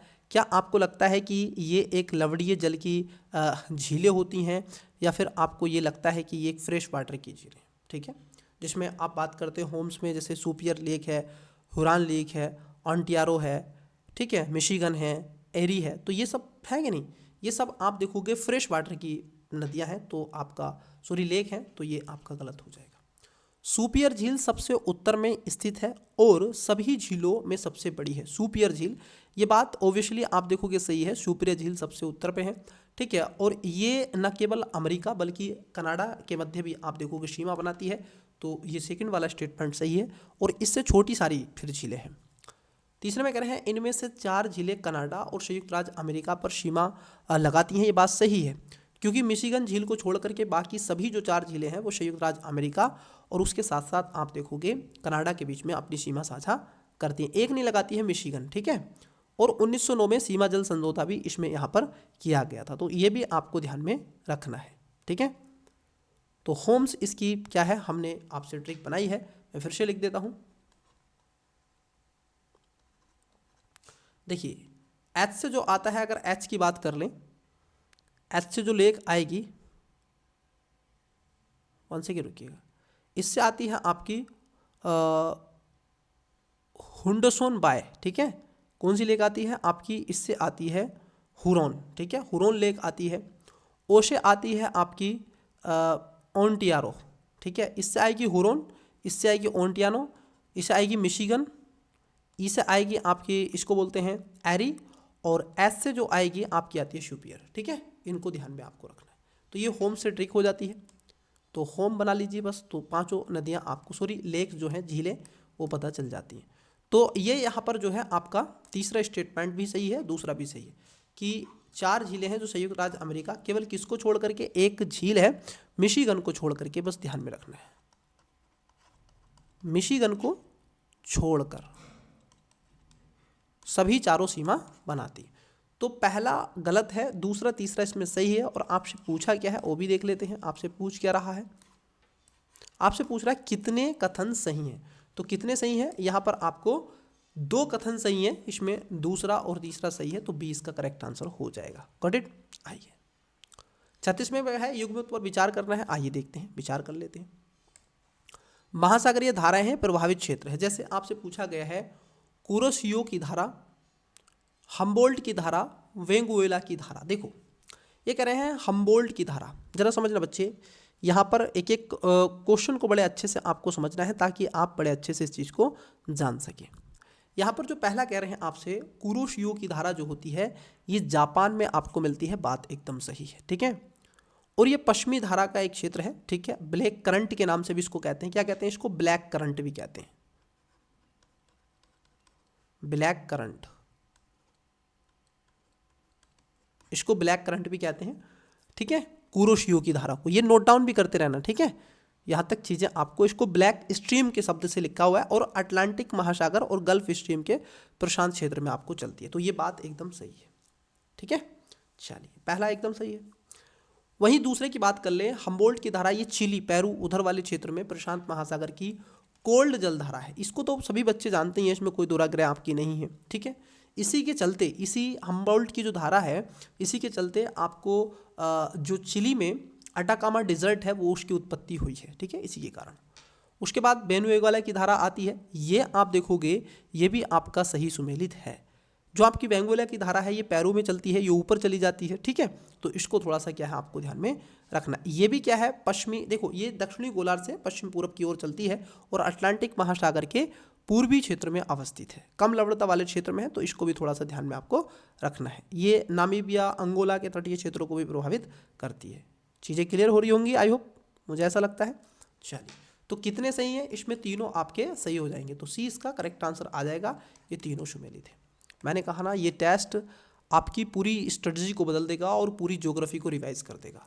बस थोड़ा सा सीरियसनेस आप दिखाइए और टेस्ट में अच्छे से क्वेश्चन को क्या करिए, पुटअप करने का प्रयास कीजिएगा, क्वेश्चन को अच्छे से पिक कीजिएगा, अटेम्प्ट्स करने का प्रयास कीजिएगा। जहाँ पर कोई भी दिक्कत समस्या हो, ठीक है, तो आप मुझे मैसेज कर सकते हैं, इंस्टा पर कर सकते हैं, और इन सब के अलावा आप मुझे कमेंट्स में भी बता सकते हैं। नेक्स्ट है आपका निम्नलिखित नदियों पर विचार कीजिए। अब देखिए पहला है शतरुंजी, दूसरे में पेन्नार, ब्राह्मणी, मांडवी, पेरियार। उपयुक्त में से कितनी नदियां अरब सागर में अपना जल विसर्जित करती हैं, यह आपको बताना है। और बहुत ही बढ़िया क्वेश्चन आपसे पूछा गया है, बहुत ही बढ़िया क्वेश्चन। बताइएगा कितनी नदियां हैं, केवल 2, केवल 3, केवल 4 और सभी 5। बताइएगा कौन कौन सी नदियां हैं जो आपकी पूरब की ओर बहने वाली नदियां हैं, ठीक है। बंगाल की खाड़ी में अपना जल विसर्जित कौन कौन सी करती हैं ये भी आपको पता है। जैसे अगर देखिए बंगाल की खाड़ी में आपको गंगा, ब्रह्मपुत्र मिलती है, ठीक है। इन सब के अलावा गोदावरी, कृष्णा, कावेरी, पेन्नार, वेगई, तैरणी, वंशधारा, ब्राह्मणी, सुवर्णरेखा। मैंने जब वीडियो में लास्ट क्लासेस में आपको बनाया था मैप, ठीक है, वहाँ पर भी आपको मैप के माध्यम से मैंने चीज़ें कवर करवाई थी कि किस तरीके से ये नदियाँ हैं जो अपना जल यूँ ऐसे गिरा रही हैं। तो ब्राह्मणी इसमें होगा नहीं क्योंकि ये तो अरब सागर में चली जाएगी। इन सब के अलावा अगर आप देखोगे जो पेन्नार है ये भी नहीं होगा, ये भी अरब सागर में चली जाएगी। मांडवी की बात कर लें तो मांडवी ये यहाँ पर गोवा में आपको मिलेगी, ठीक है। और एक इस पे जलप्रपात भी है, उसका नाम बताइए कमेंट्स बॉक्स में। पेरियार की अगर हम बात कर लें तो पेरियार एक नदी है जो खास तौर पर आपको अरब सागर में गिरती है, ठीक है। और केरल की एकमात्र नदी है, बड़ी नदी है, ठीक है। और इन सब के अलावा जो आपकी शत्रुंजी है ये भी है, क्योंकि अरब सागर में सिंधु है, नर्मदा, ताप्ती, साबरमती, माही, घग्गर, लूनी, सरस्वती, पुम्बा, पेरियार, भरतपुझा, सह्याद्री से निकलने वाली कुछ तेज़ी से गति से निकलती हैं और ये पश्चिमी घाट में अपना जल गिरा देती हैं, ठीक है। जैसे आप देखोगे तैरणा, वेदती, मांडवी, सरस्वती, ठीक है, ये शरावती सॉरी, और शत्रुंजी, ठीक है। तो यहाँ पर कितने हैं, 3 सही हैं इसमें, ठीक है। तो यहाँ पर आपका जो शत्रुंजी है, पेरियार है और मांडवी है, ठीक है। तो यहाँ पर जो करेक्ट आंसर हो जाएगा इसमें आप देखोगे correct answer option number B हो जाएगा, केवल इसमें 3 सही है। तो रिवर वाला कॉन्सेप्ट भी एक बार अच्छे से पढ़ लीजिएगा, बाकी का मैं आपके साथ तो चर्चा करते रहूँगा ही और कर ही रहा हूँ। आइए, भारत के निम्नलिखित में से किस क्षेत्र में मानसून निवर्तन की ऋतु के दौरान वर्षा होती है। अब देखो एक शब्द है यहाँ पे जो देखो यूपीएससी क्या है ना बच्चे, प्रीलिम्स हो या मेंस हो, लिखोगे तभी जब आप क्वेश्चन को समझ जाओगे। क्वेश्चन को अटेम्प्ट्स तभी अच्छे से कर पाओगे जब आप उसकी शब्दावली को समझ जाओगे, और जो स्टूडेंट शब्दावली को समझेगा वही चीज़ें क्लियर कर पाएगा। जैसे मानसून निवर्तन के बारे में क्वेश्चन पूछा है, अब हमें कभी जीवन में निवर्तन ही नहीं पढ़े हैं तो कैसे हम इस चीज़ को क्या कर सकते हैं, डिक्लेयर कर सकते हैं या फिर करेक्ट कर सकते हैं, ठीक है। तो ये हमें क्या होनी चाहिए बच्चे, पता होनी चाहिए। इट्स क्लियर है ना। मानसून निवर्तन का मतलब होता है कि लौटता हुआ मानसून को निवर्तन हम मानसून के रूप में कहते हैं। जब भारत में आता है उसको दक्षिण पश्चिम मानसून कहते हैं। इट्स क्लियर है ना, क्योंकि दक्षिण पश्चिम मानसून के दौरान यहाँ पर वर्षा नहीं होती है। कहाँ, जो आपका पूर्वी घाट है, कोरोमंडल। लास्ट की क्लास में भी जो फर्स्ट क्लास थी उसमें भी इस पर क्वेश्चन आपसे पूछा गया है, उस पर भी मैंने आपसे क्वेश्चन पे डिस्कस किया है, चर्चा परिचर्चा की है। तो देखिए रायलसीमा का क्षेत्र कह रहे हैं ना, वर्षा कहाँ पर होती है, यहाँ पर नहीं होती है। बुंदेलखंड यहाँ पर भी नहीं, मालवा पे। ये कोरोमंडल का जो क्षेत्र है तमिलनाडु वाला, यहाँ पर आपको वर्षा लौटते हुए मानसून से ठीक ठाक मात्रा में होती है। क्लियर। चलिए, तो बच्चे क्या करना है, देखो मैं आपको बता दूं, इसका स्क्रीनशॉट भी ले लेंगे, स्टेटस पे लगा दिया करिएगा। कुछ 2-4 आपके मित्रगण क्या करेंगे, देंगे और बताइएगा कि कहाँ पर क्लासेस चल रही हैं ये सब, ठीक है। थोड़ा सा हेल्प तो करनी पड़ेगी आपको, अब फैमिली के सदस्य हो तो थोड़ा तो आपका कर्तव्य ये बनता है। आइए, 39 खनिज है और यहाँ पर खदान है, जैसे लोहा अयस्क है, कुंद्रेमुख। देखो बच्चे आजकल यहाँ पर भी ये मोस्ट कर लीजिएगा, ये क्वेश्चन पूछे जा रहे हैं आजकल, ठीक है। संसाधन जो है भारत के ये पूछे जा रहे हैं। लोहा अयस्क कुंद्रेमुख है, मैग्नीज बालाघाट, बॉक्साइट कोरापुर और तांबा सिंहभूमि। कितने सुमेलित हैं, केवल 1, बी केवल 2, सी केवल 3 और डी सभी 4। करिए वीडियो को पोस्ट और करेक्ट आंसर बताइएगा। इसका आंसर भी आपसे मैं कमेंट्स चाहता हूं बच्चे, केवल एक क्वेश्चन दे रहा हूं अभी तक। तो 39 का करेक्ट आंसर लगा दीजिए, सब ठोक दीजिए, खत्म कीजिए कि सर सभी हैं, बोल दीजिए, बस हो जाएगा करेक्ट, ठीक है। लेकिन मैं आपको बता देता हूं, देखिए जो मैगजीन आपको मैग्नीज जो आपको सॉरी मिलेगी ज़्यादातर, ये आपको मैग्नीज का जो क्षेत्र है ये मध्य प्रदेश में है और सबसे बड़ा क्षेत्र है ये, ठीक है। जो ये क्षेत्र आप देख रहे हैं, मिश्रित लोहा धातु भी आपको मिलेगी। इन सब के अलावा ये जो आपका पहला वाला है लोहा अयस्क, ये आपको जो क्षेत्र मिलेगा ये कर्नाटक में मिलेगा। तो पहला आपको कर्नाटक, ये आपको मध्य प्रदेश बोले तो एमपी, और बॉक्साइट तो ये आपको ठीक है ओडिशा में, ओडी, और तांबा सिंहभूम की बात कर लें तो ये झारखंड में मिलेगा, जेएच जिसको बोलते हैं, ठीक है। ये सब बड़े बड़े स्थान हैं। तो बताइएगा इसका राइट आंसर, सब तो सोल्व कर दिए हैं, क्या बताओगे आप, दे दीजिए ऑप्शन। चलिए बच्चे बताइएगा, इंग्लिश मीडियम आ जाइए बच्चे, क्वेश्चन पढ़िए 32। वीडियो को पोस्ट करें, ब्लैक सोयल रेड सोयल जो भी है बताइएगा। 33 वीडियो को पोस्ट करें, करेक्ट आंसर दें। अब नहीं करें, अब नहीं चलेगा बच्चे आपका ये कमेंट्स की सर इंग्लिश हिंदी, क्योंकि अब सबका बेड़ा पार हो गया। सभी बच्चों को एक साथ एक पायदान पर लाने का प्रयास एजुकेशन वायर आपके समक्ष अपनी प्रतिबद्धताओं के लिए जाना जाता है, परंतु आपको फीडबैक भी देना है। मेरा कंटेंट्स में जो आपको पढ़ा रहा हूँ, टीचिंग स्टाइल कैसा है बताइएगा, अगर कहीं कमी होगी तो मैं उस पर काम करूँगा ताकि मैं आपको और अच्छे वे में सारी चीज़ें दे सकूँ। फीडबैक चाहता हूँ आपसे, बताइएगा फीडबैक के बारे में, और क्वेश्चन को अटैम्प्ट ही करिएगा। कभी इतना मुझे परसुएट मत करना, ठीक है। मैंने दर्शन पढ़ा है 5 से 6 बार, मैं पढ़ चुका हूँ अपने स्तर पर भी, और क्लासरूम में पढ़ चुका हूँ 3-4 बार। तो मैंने 8 से 10 बार क्या है, ठीक ठाक मैंने दर्शन पढ़ लिया, ठीक है। मैं कमेंट्स देख के बता दूंगा कि कौन बच्चा परसुएट कर रहा है, क्या कर रहा है, ठीक है। तो ये भी ध्यान में रखना है। मैं यूँ ही नहीं पढ़ा रहा हूँ, मैं जो भी सब्जेक्ट पढ़ाऊँगा बच्चे, आपको बता रहा हूँ कि आपको वही फील कराऊँगा कि आपको लगेगा कि नहीं टीचर तो यही इसी के हैं। बताइएगा 39 क्वेश्चन।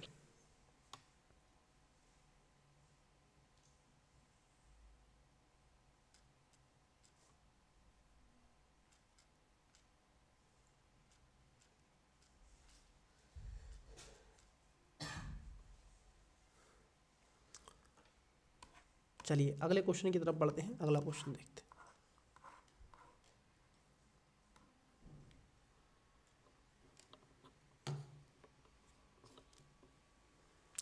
क्वेश्चन देखिए 40, ठीक है, 40 नंबर। बताइए राइट आंसर क्या होगा। ये कह रहे हैं आपसे, राज्यों की विशेष श्रेणी दर्जा की मांग के संदर्भ में निम्नलिखित कथनों पर विचार कीजिए। ये क्वेश्चन जो है ना, आपको खास तौर पर ये जो क्वेश्चन मिलेगा देखने के लिए, ये क्वेश्चन आपको देखने के लिए मिलेगा, ये करंट अफेयर से क्वेश्चन पूछा गया है,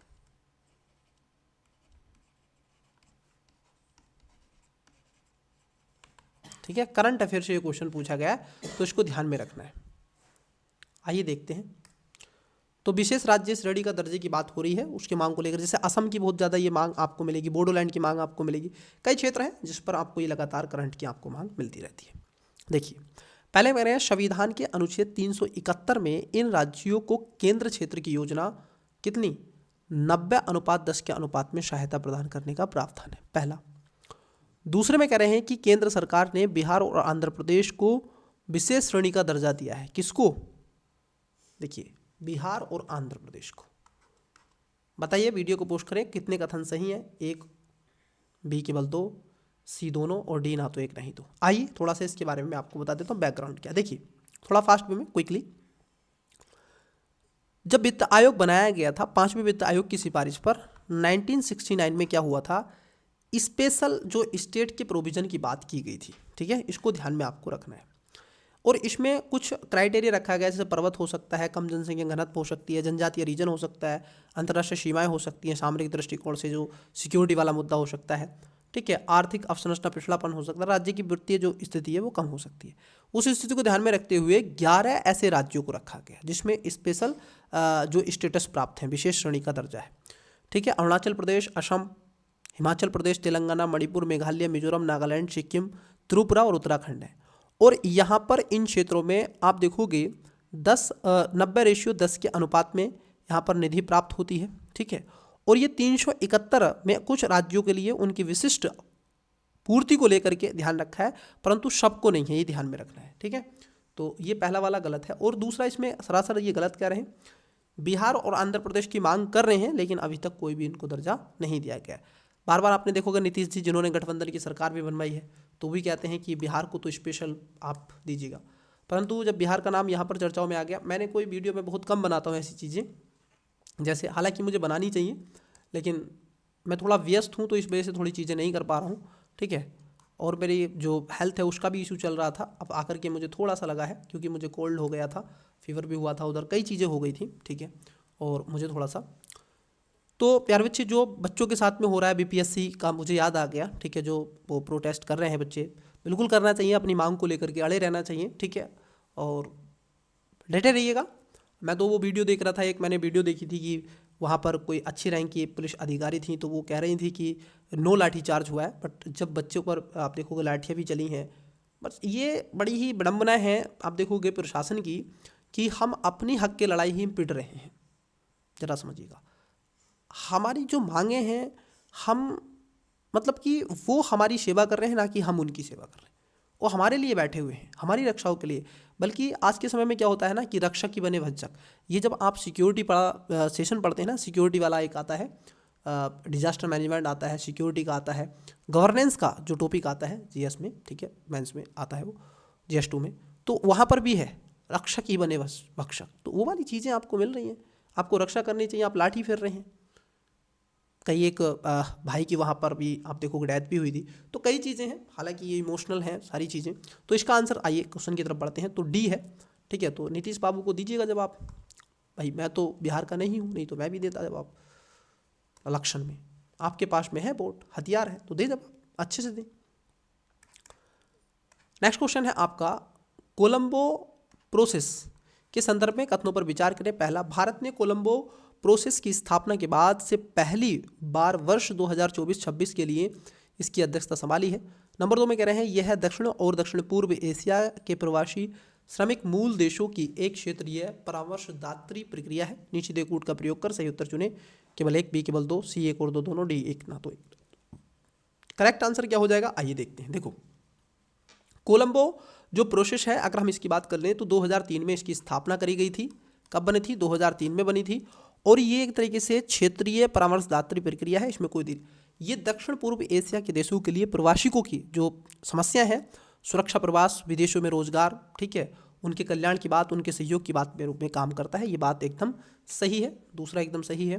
और भारत ने इसकी अध्यक्षता संभाली है और 2024 से 26 तक के लिए एक अपना, ठीक है, इसको लेकर के भी। और इसमें भारत, अफगानिस्तान, बांग्लादेश, नेपाल, श्रीलंका सहित एशिया के लगभग 12 देश शामिल हैं। ठीक है, इसको थोड़ा सा ध्यान में आपको रखना है। तो यहाँ तक चीज़ें आपकी क्लियर हो गई होंगी। चलिए, तो यहाँ पर क्या हो जाएगा, करेक्ट आंसर हो जाएगा ऑप्शन नंबर सी, दोनों इसमें कथन सही है। नेक्स्ट क्वेश्चन आपका 42 नंबर, बहुत अच्छा क्वेश्चन है। चींटी की खोजी गई नवीन प्रजाति जिसको पैरा ट्रेचीना नीला किस क्षेत्र पाई जाती है, नीला किस क्षेत्र में पाई जाती है? यह है पैरा ट्रेचीना नीला, एक चींटी की प्रजाति है। कहाँ पर है? ए, नीलगिरी की पहाड़ियाँ तमिलनाडु, बी, सियांग घाटी अरुणाचल प्रदेश, मालवा पठार मध्य प्रदेश, और डी, थार मरुस्थल राजस्थान। बताइएगा करेक्ट आंसर। ये तो करंट में रहा है, इसका तो आंसर आप दे ही देंगे, इसमें तो कोई दिक्कत है ही नहीं। ठीक है, चलिए, तो इसका जो राइट आंसर है 42 का, आप क्या करेंगे, कमेंट्स कर देंगे। ऐसे छोटे मोटे क्वेश्चन तो मेरी ऑडियंस जो स्टूडेंट्स हैं वो अब इतने मतलब कि ऊर्जाओं से भरपूर हैं बच्चे, बस फाड़ते हैं पेपर को। चलिए, तो दे दीजिएगा 42 का राइट आंसर बताइएगा। आइए देखिए बच्चे, ये मैपिंग पे क्वेश्चन है, बहुत ही बढ़िया क्वेश्चन पूछा गया है। ये कह रहे हैं कौन सा सही है, ओलंगा, जामीबिया, बोत्सवाना, नामीबिया, जिम्बाब्वे। पढ़ें क्या नहीं, ये अफ्रीका के देश हैं, ये सब अफ्रीका के। आप जब मिडिल अफ्रीका से नीचे आओगे ना, कांगो गणराज्य नीचे, ये चाड वाले क्षेत्र से नीचे, ठीक है, तो वहाँ के देश हैं सभी, सब ओलंगा, ये अंटार्कटिका महासागर की, बोत्सवाना, ये जिम्बाब्वे, जामीबिया, ये लैंडलॉक कंट्री है। नामीबिया से चीते आए हैं, इसकी अटलांटिक के साथ में आप देखोगे जो आपका अटलांटिक जो महासागर है उसके साथ में इसकी सीमा लगती है। ठीक है, तो बताइए उपरोक्त में से कौन से देश हाल ही में खबरों में रहे हैं जिसमें Kavango Zambezi transfrontier conservation area का हिस्सा है? 1, 2, 4, बी 3, 4, 5, सी केवल 2, 3 और 4, डी 1, 2, 3 और 4। वीडियो को पोस्ट करें, करेक्ट आंसर बताएं। चलिए, यहाँ पर कह रहे हैं कि जो आपका काजा टिफा एक क्षेत्र आपको पड़ेगा जिसको Kavango Zambezi transfrontier conservation area है। ठीक है, तो इसको ध्यान में रखना है। इसको एक शब्द आता है, इसके लिए मैं एक शब्द लिख देता हूँ, आपको यही मिल सकता है शायद। ठीक है, काजा TFCA, ये शब्द मिलता है, काजा TFCA।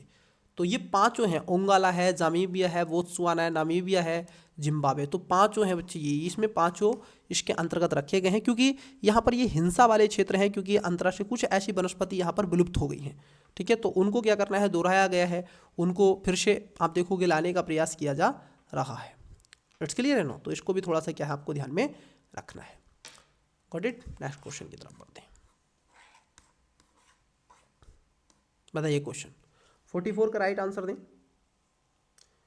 ETF के बारे में है, एक्सचेंज ट्रेड्स फंड्स के संदर्भ में निम्नलिखित कथनों पर विचार कीजिए। पहला है, ETF प्रतिभूतियों का एक समुच्चय है जो कि स्टॉक की तरह ही एक्सचेंज पर खरीदा और बेचा जाता है। नंबर 1। दूसरे में कह रहे हैं, म्यूचुअल फंडों की तरह ETF शेयरों की कीमतें दिन के केवल एक बार निर्धारित की जाती हैं। मतलब कि दिन में ऐसा होता है कि एक बार निर्धारित की जाती है, बस आपको पता ही है केवल तभी हो नहीं सकता हमेशा, बस तो हो गया काम। तो इसमें दूसरा गलत है, तो आंसर बी और सी नहीं होगा। करेक्ट आंसर ऑप्शन नंबर ए है, पहला सही है। ये प्रतिभूतियों और समुच्चय को स्टॉक की तरह ही एक्सचेंज करने के लिए जाना जाता है। इसको आप देखोगे एक्सचेंज ट्रेड फंड्स के रूप में कहा जाता है। अब ऐसे कॉन्सेप्ट को समझने के लिए, म्यूचुअल फंड को समझने के लिए कई चीज़ें आपको करनी होनी चाहिए, जिसमें आपको बैंकिंग वाला सेक्टर खासतौर पर पता होना चाहिए। जो भारत में प्रतिभूति है, सेवी क्या है, उन सब के अलावा आपको जीसेक क्या है, प्रतिभूति जो होती हैं वो सब पता होनी चाहिए, ठीक है। ट्रेजरी बिल क्या है, सर्टिफिकेट्स ऑफ नोट्स क्या है, पी नोट्स क्या है, कॉल मनी मार्केट क्या है, ये कई चीज़ें होती हैं बच्चे। हालांकि ये इकोनॉमिक क्लास की चीज़ें हैं, तो ये इकोनॉमी से क्वेश्चन है, तो पहला वाला स्टेटमेंट सही हो जाएगा। तो राइट आंसर ऑप्शन नंबर ए इसका करेक्ट आंसर होगा।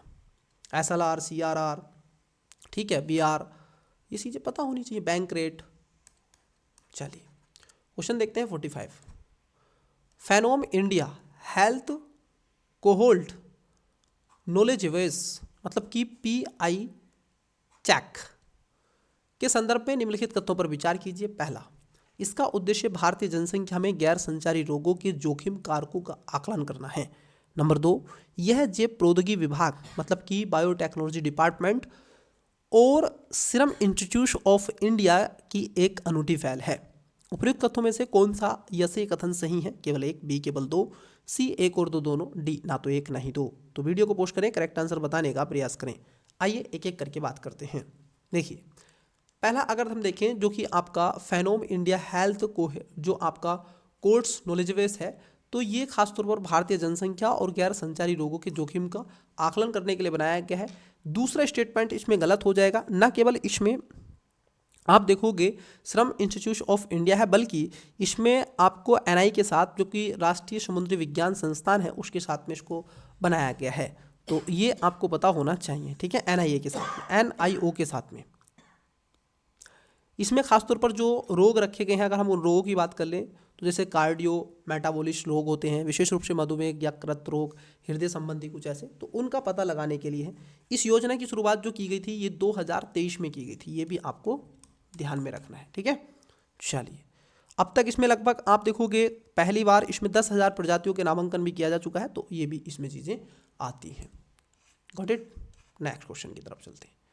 अब देखिए चुनाव से रिलेटेड क्वेश्चन पूछा गया है, तो थोड़े करंट के क्वेश्चन डाल दिए हैं इन्होंने। मैंने कहा ना 30% आपका करंट हर एक टेस्ट में, आपका 30% जो करंट है, ठीक है, वो कवर भी किया जाता है इसी सीरीज के माध्यम से। तो दृष्टि ये इस तरीके से काम करती है। कई मैं आपको बता दूं कि मैं आपको दृष्टि का टेस्ट का ओवरव्यू भी बता दूंगा कि ये जो टेस्ट बनाते हैं इसका आइडियोलॉजी कैसी होती है, कैसे क्वेश्चन आने की संभावना हो सकती है। आप मुझे बता दीजिए कि पॉलिटी का टेस्ट है, तो मैं बता दूंगा कि पॉलिटी का टेस्ट है तो इतने क्वेश्चन आएंगे इसमें। ज्योग्राफी का है तो ऐसा होगा, हिस्ट्री का है तो ऐसा होगा, कैसे क्वेश्चन बन सकते हैं, ठीक है। तो ये भी मैं आपको इसमें बता सकता हूँ।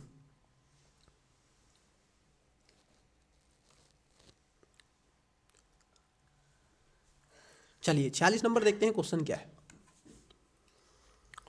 भारतीय चुनाव में इनमें से कोई भी नहीं मतलब कि नोटा विकल्प के संदर्भ में निम्नलिखित कथनों पर विचार कीजिए। पहला, इसे पहली बार 2014 में लोकसभा चुनाव में पेश किया गया था।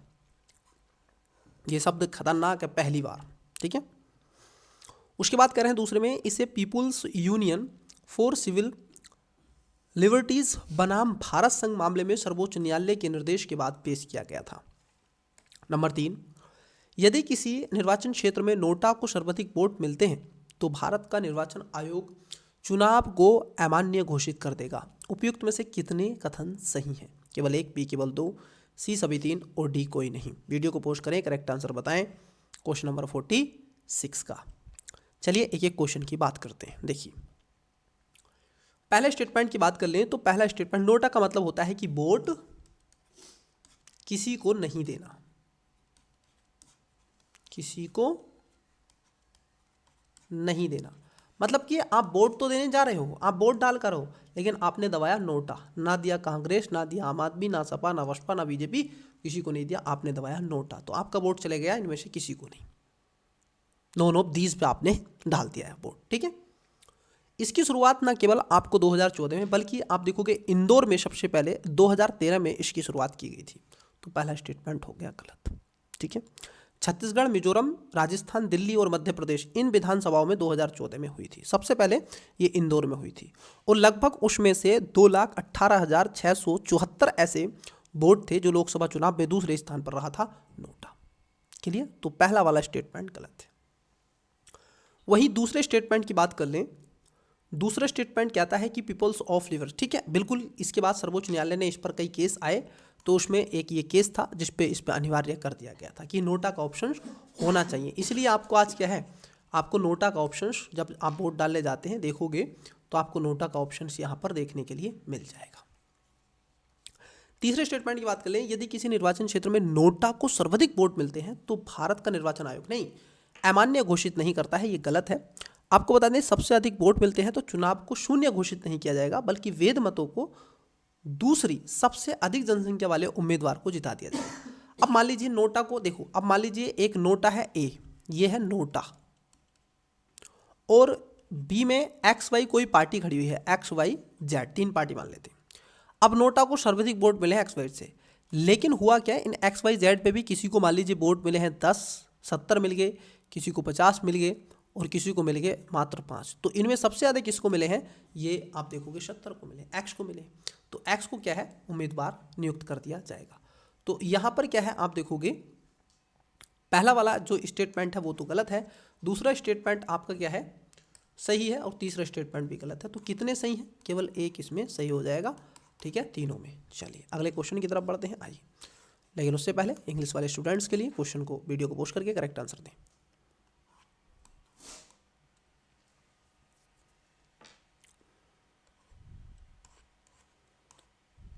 (42) (43) Consider the following statement. A country,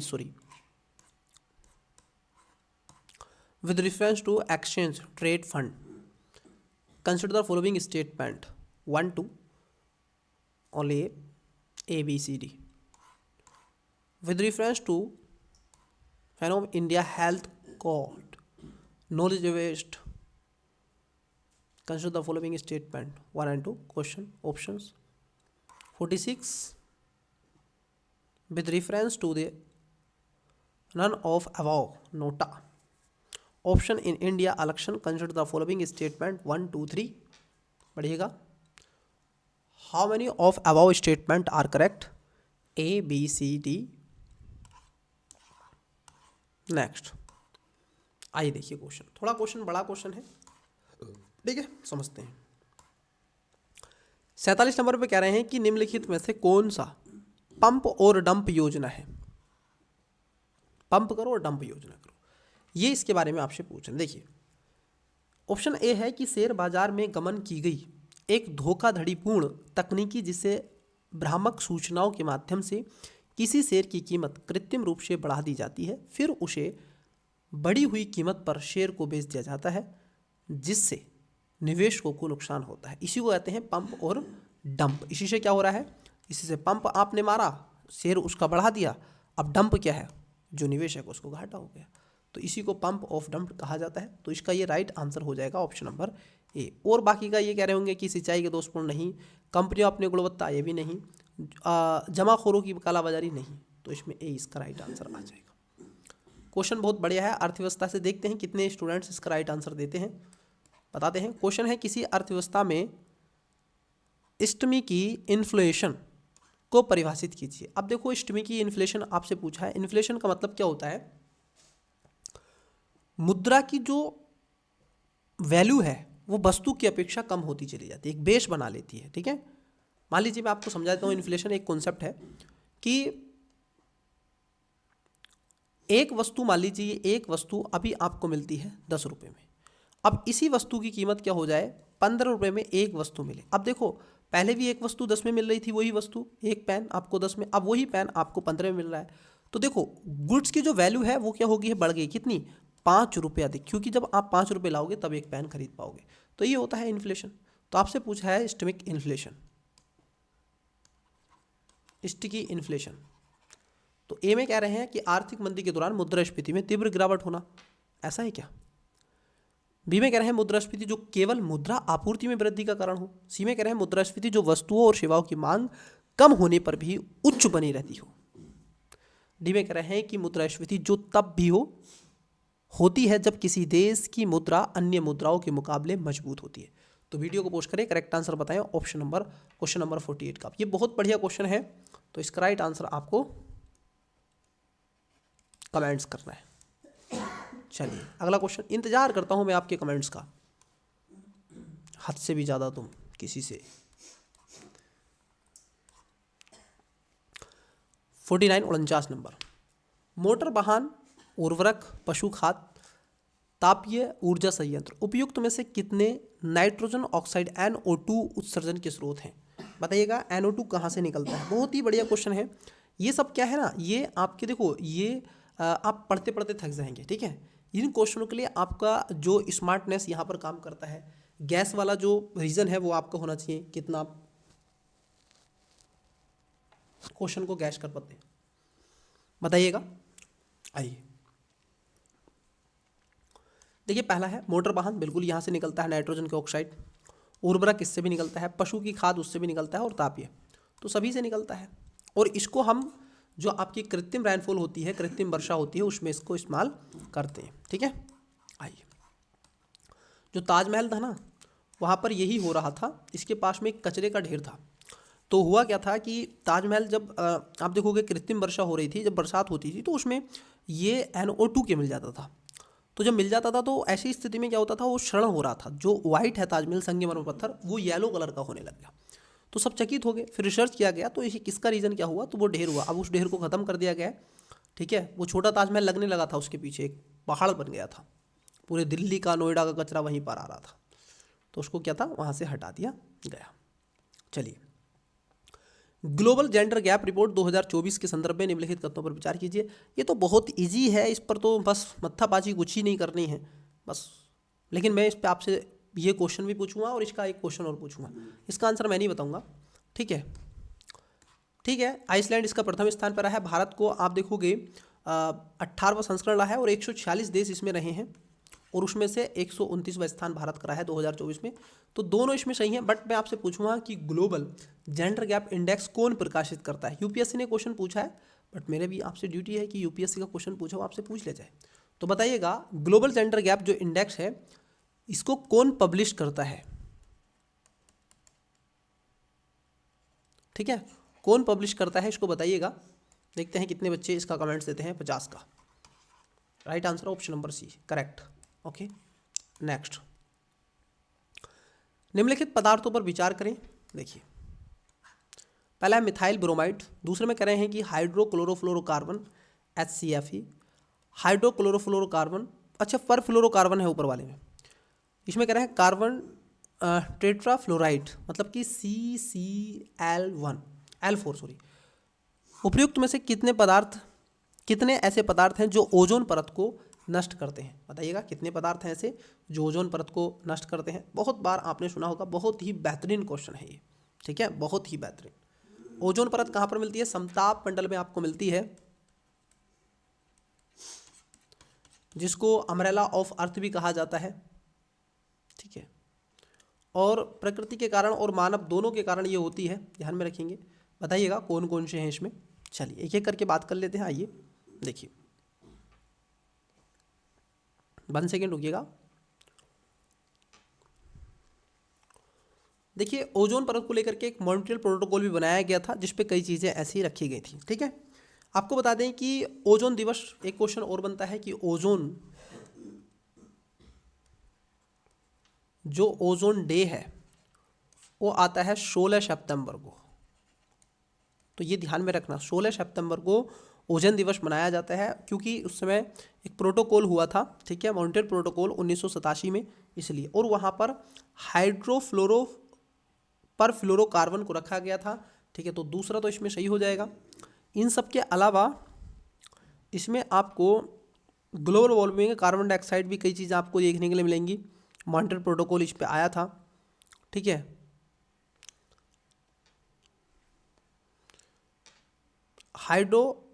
हाइड्रोफ्लोरो जो आपका क्लोरोफ्लोरोकार्बन है, ये भी आपको इसमें देखने के मिलेगा। कार्बन के टेट्राइड की बात कर लें, क्या कार्बन के टेट्राइड भी इसमें देखने के लिए आपको मिलेंगे। तो कार्बन के टेट्राइड भी आपको यहाँ पर मिलते हैं, ठीक है। ब्रोमाइट मैं बता देता हूँ कौन कौन से इसमें, क्योंकि इसको तो निकाल दिया था इन्होंने। इसमें कौन कौन से उसको एक बार समझ लीजिएगा। इसमें पहला आता है ब्रोमाइट, ये बिल्कुल इसका पार्ट होगा, ये पूछा था इसको क्षति। मिथाइल ब्रोमाइट जो आता है, ठीक है। उसके बाद हाइड्रोक्लोरोफ्लोरोकार्बन, ये भी इसमें आएगा। हाइड्रोफ्लोरोकार्बन नहीं आता है इसमें, ठीक है। जबकि कार्बन टेट्राफ्लोराइड इसके अंतर्गत आता है। तो 1 2 4 इसमें सही है, ठीक है। तो इसका सी राइट आंसर आएगा। तीसरा इसमें गलत है, तीसरा इसमें नहीं है, ये इसको बाहर निकाल दिया गया था। नेक्स्ट, स्कैंडियन सबडक्शन जोन, स्कैंडियन की बात कर रहा है कि जो ऊपर वाले क्षेत्र हैं, ठीक है। स्कैंडियन जो सबडक्शन जोन है, जो स्कैंडियन कंट्री है, उनके बारे में पूछ रहा है। तो सबडक्शन जोन है, ठीक है, एक अभिसारी सीमा है। अभिसारी मतलब कि प्लेट टेक्टोनिक्स थ्योरी से ये पूछा गया है। ए जो अफ्रीकी भ्रंश घाटी को इथोपियाई उच्च भूमि से अलग करता है। बी जो जुआन डे फूका और उत्तरी अमेरिका प्लेटों को पृथक करता है। सी नजका प्लेट और कैरेबियन प्लेट के मध्य है। डी कोकस प्लेट और दक्षिण अमेरिकी प्लेट के मध्य है। बताइएगा करेक्ट आंसर क्या होगा। देखिए, स्कैंडियन की बात कर लें तो स्कैंडिया जो आपका सबडक्शन जोन है, ये आपको खास तौर पर उत्तरी अमेरिका प्लेटों के पृथक करने में काम कर रहा है, जिसके चलते कैलिफोर्निया भविष्य में आप देखोगे अलग हो जाएगा, ठीक है। एक तरीके से लंबा डिम्पिंग फॉल्ट है जो वैंकूवर द्वीप से आप देखोगे मैडोनिया कैलिफोर्निया तक विस्तृत है, और ये टूटेगा। वैंकूवर भी है और ये भी है, ठीक है। यह जुआन डे फूका और उत्तरी अमेरिका प्लेटों को अलग करता है, और नई जुआन डे फूका प्लेट को जुआन डे फूका रीज के नाम से भी जाना जाता है। तो ये ध्यान में आपको रखना है, इसमें कोई दो राय आपकी है नहीं, ठीक है। चलिए नेक्स्ट क्वेश्चन की तरफ बढ़ते हैं। एक बार मैप देख लीजिएगा अपना, ठीक है, संसार का वर्ल्ड मैप। ये पूछ रहा है कि उपयुक्त शहरों में से कितने विश्व शिल्प शहर हैं। शिल्प मतलब कि ऐसे कोई उत्पाद बनाते हों, ठीक है, शिल्पों का। चलिए, पहला है श्रीनगर, जयपुर, मलयमपुर और मैसूर, अहमदाबाद। केवल 1, केवल 2, केवल 3, केवल 4, सभी 5। बताइएगा करेक्ट आंसर क्या होगा। वीडियो को पोस्ट करें, करेक्ट आंसर बताएं। देखिए, विश्व एक शिल्प परिषद बनाई गई थी, WCC जिसको कहते हैं, ठीक है।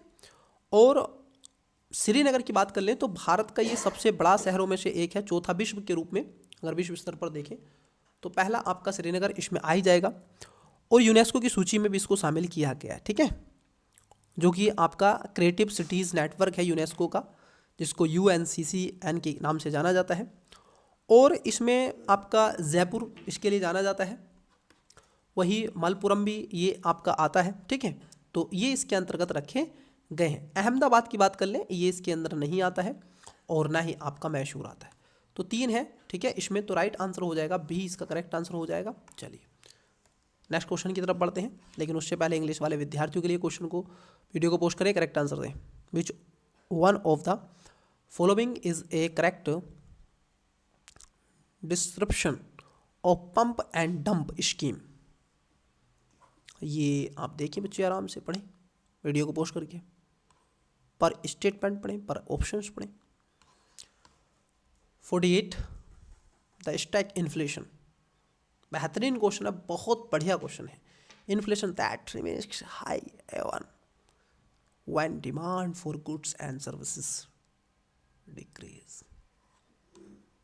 49 consider the following.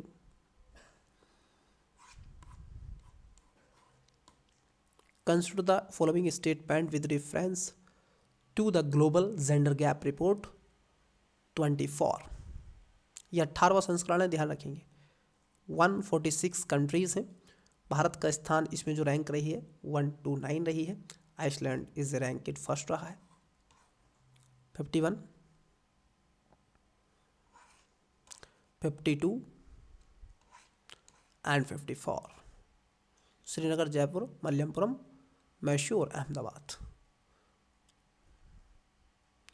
World craft cities हैं ये, इसमें 3 है। नेक्स्ट क्वेश्चन है, हाल ही में पहली बार लकड़ी से निर्मित उपग्रह, मतलब कि आप देखोगे लिग्नोसैट को निम्नलिखित में से किस देश की संस्था द्वारा लॉन्च किया गया। ये साइंस एंड टेक का थोड़ा क्वेश्चन है, करंट अफेयर है ना, तो जो आपका लकड़ी से निर्मित है, ठीक है, कौन सा आपका लिग्नोशैट, ठीक है, उसके बारे में पूछा है। संयुक्त राज्य अमेरिका, बी जापान, सी रूस और डी जर्मनी। ये एकदम वन लाइन क्वेश्चन है, इसमें कोई दिक्कत ही नहीं है। पहला लकड़ी का उपग्रह है जिसको लिग्नोशैट, ठीक है, क्योटो विश्वविद्यालय शोधकर्ताओं मतलब कि जापान के सुमितो मोतो फैक्ट्रीज के द्वारा इसके सहयोग से विकसित किया गया, तो बी होगा। पहला है इसने लकड़ी का जो पहुंचाया है, ठीक है, ऐसा उपग्रह। हाल ही में इसरो द्वारा विकसित प्रभा सॉफ्टवेयर, देखो इसमें भारत भी काम कर रहा है प्रभा में, थोड़ा सा ये ध्यान में रखना है आपको, ठीक है। क्वांटम यांत्रिकी पर आधारित दूरस्थ क्षेत्र में सटीक स्थिति निर्धारित करने के लिए एक उपग्रह नेविगेशन को बढ़ावा दे रहा है। फालतू की बात कर रहे हैं, ये सॉफ्टवेयर ऐसा वाला नहीं है। बी में कह रहे हैं एक कंप्यूटनेशन फ्लूइड डायनेमिक सॉफ्टवेयर जो कि प्रमोशन यानों पर प्रवाह और आंतरिक प्रवाह का अनुसरण करता है। ये बात एकदम सही है और भारत भी इसमें बहुत ज़्यादा जम के काम कर रहा है, ठीक है। विक्रम साराभाई अंतरिक्ष जो आपका इसरो है, ठीक है, और इसमें कंप्यूटरेशन जो आपकी फ्लूइड डायनेमिक्स आपकी CFD सॉफ्टवेयर और पैरेलल इसमें रखा गया है। तो इसमें कई तरीके से चीज़ों को रखने का प्रयास किया जा रहा है, ठीक है। किसी भी वायु गति के यान और प्रक्षेपण या पुनः प्रवेश के दौरान पृथ्वी के वायुमंडल में गुजरते समय वहाँ दबाव और तापीय प्रवाह के संदर्भ में गंभीर वायु गति की वायु तापीय भार का सामना करना पड़ता है। तो इसीलिए इसको बनाया जा रहा है, क्योंकि आपने देखो जब रॉकेट जाता है तो उस पर बहुत ज़्यादा प्रेशर पड़ता है। नेक्स्ट क्वेश्चन है आपका 56, यूनेस्को क्रिएटिव सिटीज़ नेटवर्क जिसको UNCCN कहा जाता है, UCCN कहा जाता है, और जिस पे मैंने अभी आपको बताया था चाहे जयपुर हो, श्रीनगर हो, ठीक है, मल्लमपुरम हो, ये अभी क्रिएटिव लिस्ट में भी शामिल किए गए हैं, जिसमें श्रीनगर को किया गया है। शहर है आपके प्रत्येक जो प्रत्याभिज्ञान क्षेत्र है, जैसे अभी हाल ही में कोंजीकोंडा साहित्य के लिए जाना जाता है, जयपुर शिल्प और कला के लिए, हैदराबाद संगीत के लिए नहीं है, हैदराबाद नहीं आएगा, वाराणसी पाक कला। अब देखो यहाँ पर थोड़ा सा आपसे क्या है कि कंफ्यूज करने का प्रयास कर रहा है बच्ची, ठीक है, ये क्या कर रहा है आपका कंफ्यूज करने का प्रयास कर रहा है। अगर आप देखोगे जो शिल्प है, शिल्प और लोक, ये थोड़ा सा कंफ्यूज है, शिल्प ठीक है, वाराणसी पाक कला के लिए नहीं जाना जाता है, ठीक है, तो कोझीकोंडा आपके लिए जाना गया है। जबकि अगर हम देखें साहित्य के लिए केरल, कोझीकोंडा साहित्य के लिए है और ये केरल में पड़ता है, और संगीत के लिए मध्य प्रदेश है ना, हैदराबाद नहीं है, MP है, जहाँ के आई थिंक मेरे माइंड पे से नाम उनका उतर रहा है, बताइएगा। संगीत में मध्य प्रदेश के कौन से ऐसे गायक हैं जिन्होंने बहुत ज़्यादा स्तर पर काम किया है और अभी उसको यूनेस्को की क्रिएटिव लिस्ट में भी शामिल किया गया है, ठीक है। इंदौर शायद है, इंदौर है, भोपाल है, कुछ ऐसी है, इंदौर समथिंग, ठीक है। ये ग्वालियर है, सॉरी ग्वालियर MP का ग्वालियर है, ग्वालियर, मेरे को याद आ गया, ग्वालियर है, ठीक है। और ये वाराणसी की बात कर रहे हैं पाक कला, ये पाक कला जो है वाराणसी की नहीं है, हैदराबाद की है, ठीक है। तो यहाँ पर पहला और दूसरा ठीक है, तो इसका राइट आंसर हो जाएगा ऑप्शन नंबर A, 1 और 2, ठीक है। चलिए नेक्स्ट क्वेश्चन की तरफ बढ़ते हैं। क्वेश्चन है आपका 57, निम्नलिखित व्यक्तियों पर विचार कीजिए। कैबिनेट मंत्री की बात कर रहे हैं, सशस्त्र बलों के अध्यक्ष सदस्य 85 वर्ष से अधिक आयु के वरिष्ठ नागरिक, विदेश में तैनात सरकारी कर्मचारी, किसी अपराध के लिए दोषी ठहराया गया व्यक्ति। क्वेश्चन क्या है, बस पूछा जा रहा है, क्वेश्चन क्या है। लोक प्रतिनिधित्व अधिनियम मतलब कि रिप्रेजेंटेटिव पीपल एक्ट 1951 के अनुसार उपरोक्त में से कितने लोग डाक मतपत्र के माध्यम से मतदान कर सकते हैं। डाक मतदान का मतलब होता है कि आप दूर हैं परंतु फिर भी आप चुनाव में पार्टिसिपेट कर सकते हैं। तो चलिए कितने लोग हैं, तो आपको हो गई इसमें 4 लोग हैं जो कि इसमें आपको देखने के लिए मिलेंगे। आप कौन कौन से हैं आइए उनको भी देख लेते हैं। मैं यहाँ पे क्वेश्चन पे फिर से चलता हूँ, कितने लोग हैं, 4 लोग हैं, इसमें 5 ऑप्शन हैं। पहला देखो, कैबिनेट जो मंत्री है ये इसके अंतर्गत नहीं आता है, आपको बता दें, मतलब कि ये उन व्यक्तियों को दिया जाता है जैसे विकलांग हो सकते हैं, ड्यूटी पर हैं या विदेशों में, जैसे सशस्त्र बल सदस्य, ये बिल्कुल इसके अंदर आएंगे। 65 वर्ष से अधिक बिल्कुल वरिष्ठ नागरिक, विदेशों में तैनात सरकारी, अब यहाँ पर तो किसी अपराध में दोष बिल्कुल, तो यहाँ पर 4 व्यक्ति हैं, कैबिनेट मंत्री स्वयं जाते हैं और स्वयं जाकर के वोट करते हैं। आपने देखा प्रधानमंत्री तो कैबिनेट भाई मंत्री का अध्यक्ष होता है और वो तो खुद जाकर के वोट करते हैं। मेरा पहला वोट देश के नाम, विकास के नाम। लोक प्रतिनिधित्व अधिनियम रिप्रेजेंटेटिव ऑफ पीपल एक्ट 1950 और 51 के संबंध में कथनों पर विचार कीजिए। थोड़े से पॉलिटी के क्वेश्चन इन्होंने डाल दिए हैं, कोई दिक्कत तो होगी नहीं। आई होप कि आपको पॉलिटी की दिक्कत हो रही है। ठीक है, चलिए। लोक प्रतिनिधित्व अधिनियम 1951 निर्वाचन क्षेत्रों के परिसीमन और लोकसभा तथा राज्य विधानसभाओं में सीटों के आवंटन की प्रक्रियाओं पर केंद्रित है। क्या आपको लगता है कि ये इस पर आधारित बनाया गया है? क्या आपको बच्चे यही लगता है? बताइएगा। रिप्रेजेंटेटिव ऑफ पीपल एक्ट की बात हम कर रहे हैं, तो ये बात एकदम सही है। पहला स्टेटमेंट क्या हो जाएगा? सही हो जाएगा। लोक प्रतिनिधित्व अधिनियम 1951 चुनावों में भाग लेने के लिए योग्यता और अयोग्यता निर्दिष्ट करता है और राजनीतिक दलों के पंजीकरण को नियंत्रित भी करने का प्रयास करता है। ये एकदम सही है, क्योंकि कारावास की सजा काट रहे लोगों को अयोग्य घोषित भी कर देता है। ठीक है, तो ये भी ध्यान में आपको रखना है। तीसरा स्टेटमेंट है लोक प्रतिनिधित्व अधिनियम 1950 मतदाता योग्यता और मतदाता सूची में मतदाताओं को शामिल करने से संबंधित है। यहाँ पर थोड़ा सा गलत है, क्योंकि रिप्रेजेंटेटिव ऑफ पीपल एक्ट 1950 का जो है ये मतदाता योग्यता से संबंधित है, लेकिन मतदाता सूची और मतदाताओं को शामिल करना रिप्रेजेंटेटिव ऑफ पीपल एक्ट 1951 का नियम विषय नहीं है। ये ध्यान में रखना है, क्योंकि इस पर जो कानून करता है, इस पर जो कानून बनाएगा इलेक्शन कमीशन ऑफ इंडिया बनाता है, जो कि 3 मेंबर्स एक बॉडी है। ठीक है, ये ध्यान में आपको रखना है। तो यहाँ पर आपका जो तीसरा है स्टेटमेंट वो गलत हो जाएगा, जबकि पहला और दूसरा सही हो जाएगा। तो correct answer option number B is the right answer. कोई भी समस्या दुख दर्द हो किसी भी स्टूडेंट्स को तो बताइएगा। चलिए, अगला क्वेश्चन और है, देखते हैं अगला क्वेश्चन क्या है आपका। मैं इसको रफ कर देता हूँ इधर से। क्वेश्चन पूछा गया है विशेष विवाह अधिनियम को लेकर के, क्योंकि ये लगातार आप देखोगे चर्चाओं में रहा था LGBTQ के लेकर के, तो उस पर ऊपर क्वेश्चन है। ठीक है, करंट का है, तो ऐसे क्वेश्चन आपसे पूछे जाएंगे अगर पॉलिटी के क्वेश्चन पूछ रहे हैं तो। विशेष विवाह अधिनियम स्पेशल मैरिज एक्ट 1954 के संबंध में निम्नलिखित कथनों पर विचार करें। इसमें कुछ स्टेटमेंट है। पहला, विशेष विवाह अधिनियम विभिन्न धर्मों और आस्थाओं के व्यक्तियों के बीच में विवाह संपन्न कराने की अनुमति देता है। बात एकदम करेक्ट है, एकदम करेक्ट है, इसमें कोई दिक्कत ही नहीं है। अगर आपने भी सोच लिया तो ठान लिया तो ठान लीजिए। दूसरे में कहते हैं कि अधिनियम के तहत विवाह की न्यूनतम आयु पुरुषों के लिए 21 वर्ष तथा महिलाओं के लिए 18 वर्ष है। इससे तो अच्छा ही नहीं होगा, ये तो आप सभी जानते हैं। तीसरे में कह रहे हैं विशेष विवाह अधिनियम के तहत विवाह पंजीकृत होते हैं और उन्हें धार्मिक रीति रिवाजों के अनुसार आयोजित करने की आवश्यकता नहीं होती है। बिल्कुल ये भी बात ठीक है, उनको पंजीकृत किया जाता है और कोर्ट में उनकी शादी करा दी जाती है। ठीक है, जो आपके जिला प्रशासन होते हैं उनके सामने ये चीज़ें होती हैं, DM होंगे, SDM साहब होंगे, जो भी, तो तीनों यहाँ पर सही हो जाएंगे। बताइएगा विवाह करने का अधिकार किस आर्टिकल के तहत आता है? आर्टिकल बताइएगा कौन सा आर्टिकल है जो राइट टू मैरिज की बात करता है। और LGBT को तो नहीं मिला है अभी। ठीक है, चलिए इंग्लिश वाले स्टूडेंट्स के लिए बताइएगा correct answer. Recently longest the first wooden satellites was launched by a institution of which of the following countries?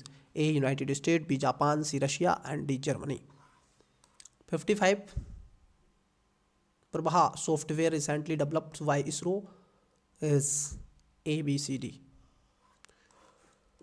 56 consider the following pairs regarding the United Nation, मतलब कि यूनेस्को क्रिएटिव जो cities network है, ये इसके option हैं। 57 consider the following, आपसे जो personalities के बारे में पूछा गया है, यहाँ पर इसके स्टेटमेंट है। How many of above can vote through postal ballot according to representation of people act 1951? Only 2, only 3, only 4, all 5. Consider the following statement regarding the Representation of People Act RPA 1950 and 51. 58 question. And third 3 statements. Options A, B, C, D. 59. Consider the following statement regarding the Special Marriage Act 1954. Statement 1, 2, 3. Options A, B, C, D. Next, आज की class का last question है, चलिए देखते हैं क्या है। निम्नलिखित कथनों पर विचार कीजिए। भारत के संविधान के अनुच्छेद 21 के तहत गरिमा के साथ मृत्यु का अधिकार एक मौलिक अधिकार है। दूसरे में कह रहे हैं कॉमन कॉज बनाम यूनियन ऑफ इंडिया 2018 के मामले में सर्वोच्च न्यायालय ने सक्रिय और निष्क्रिय दोनों प्रकार की इच्छा मृत्यु की अनुमति प्रदान की है। उपयुक्त कथनों में से कौन सा या शेष सही है या फिर है? ऑप्शन नंबर 1 केवल 1, बी केवल 2, सी 1 और 2 दोनों, डी ना तो 1 नहीं 2। वीडियो को पोस्ट करें और 60 का करेक्ट आंसर कमेंट्स करें। आज की क्लास का बच्चे ये लास्ट क्वेश्चन है। तो प्यारे बच्चे आज की क्लास में इतना ही रहने देते हैं। तब तक के लिए आप मन लगा के पढ़ते रहें। जो वीडियो नहीं देखी है उनको जरूर देखें, परंतु geography, polity, economy, history, science and tech, ecology, environments को मल्टीपल टाइम रिवाइज करते रहें। ठीक है, मेंस के क्वेश्चन मैं वहाँ पर दे रहा हूँ। ठीक है, टेलीग्राम पर जाइएगा, लिंक डिस्क्रिप्शन में है। किसी का भी कोई भी क्वेश्चन है तो मुझसे टेलीग्राम पर पूछ सकता है। ठीक है, सॉरी इंस्टा पर पूछ सकता है। पर्सनली कोई बात करना चाहता है तो वहाँ पर ठीक है बात हो जाएगी।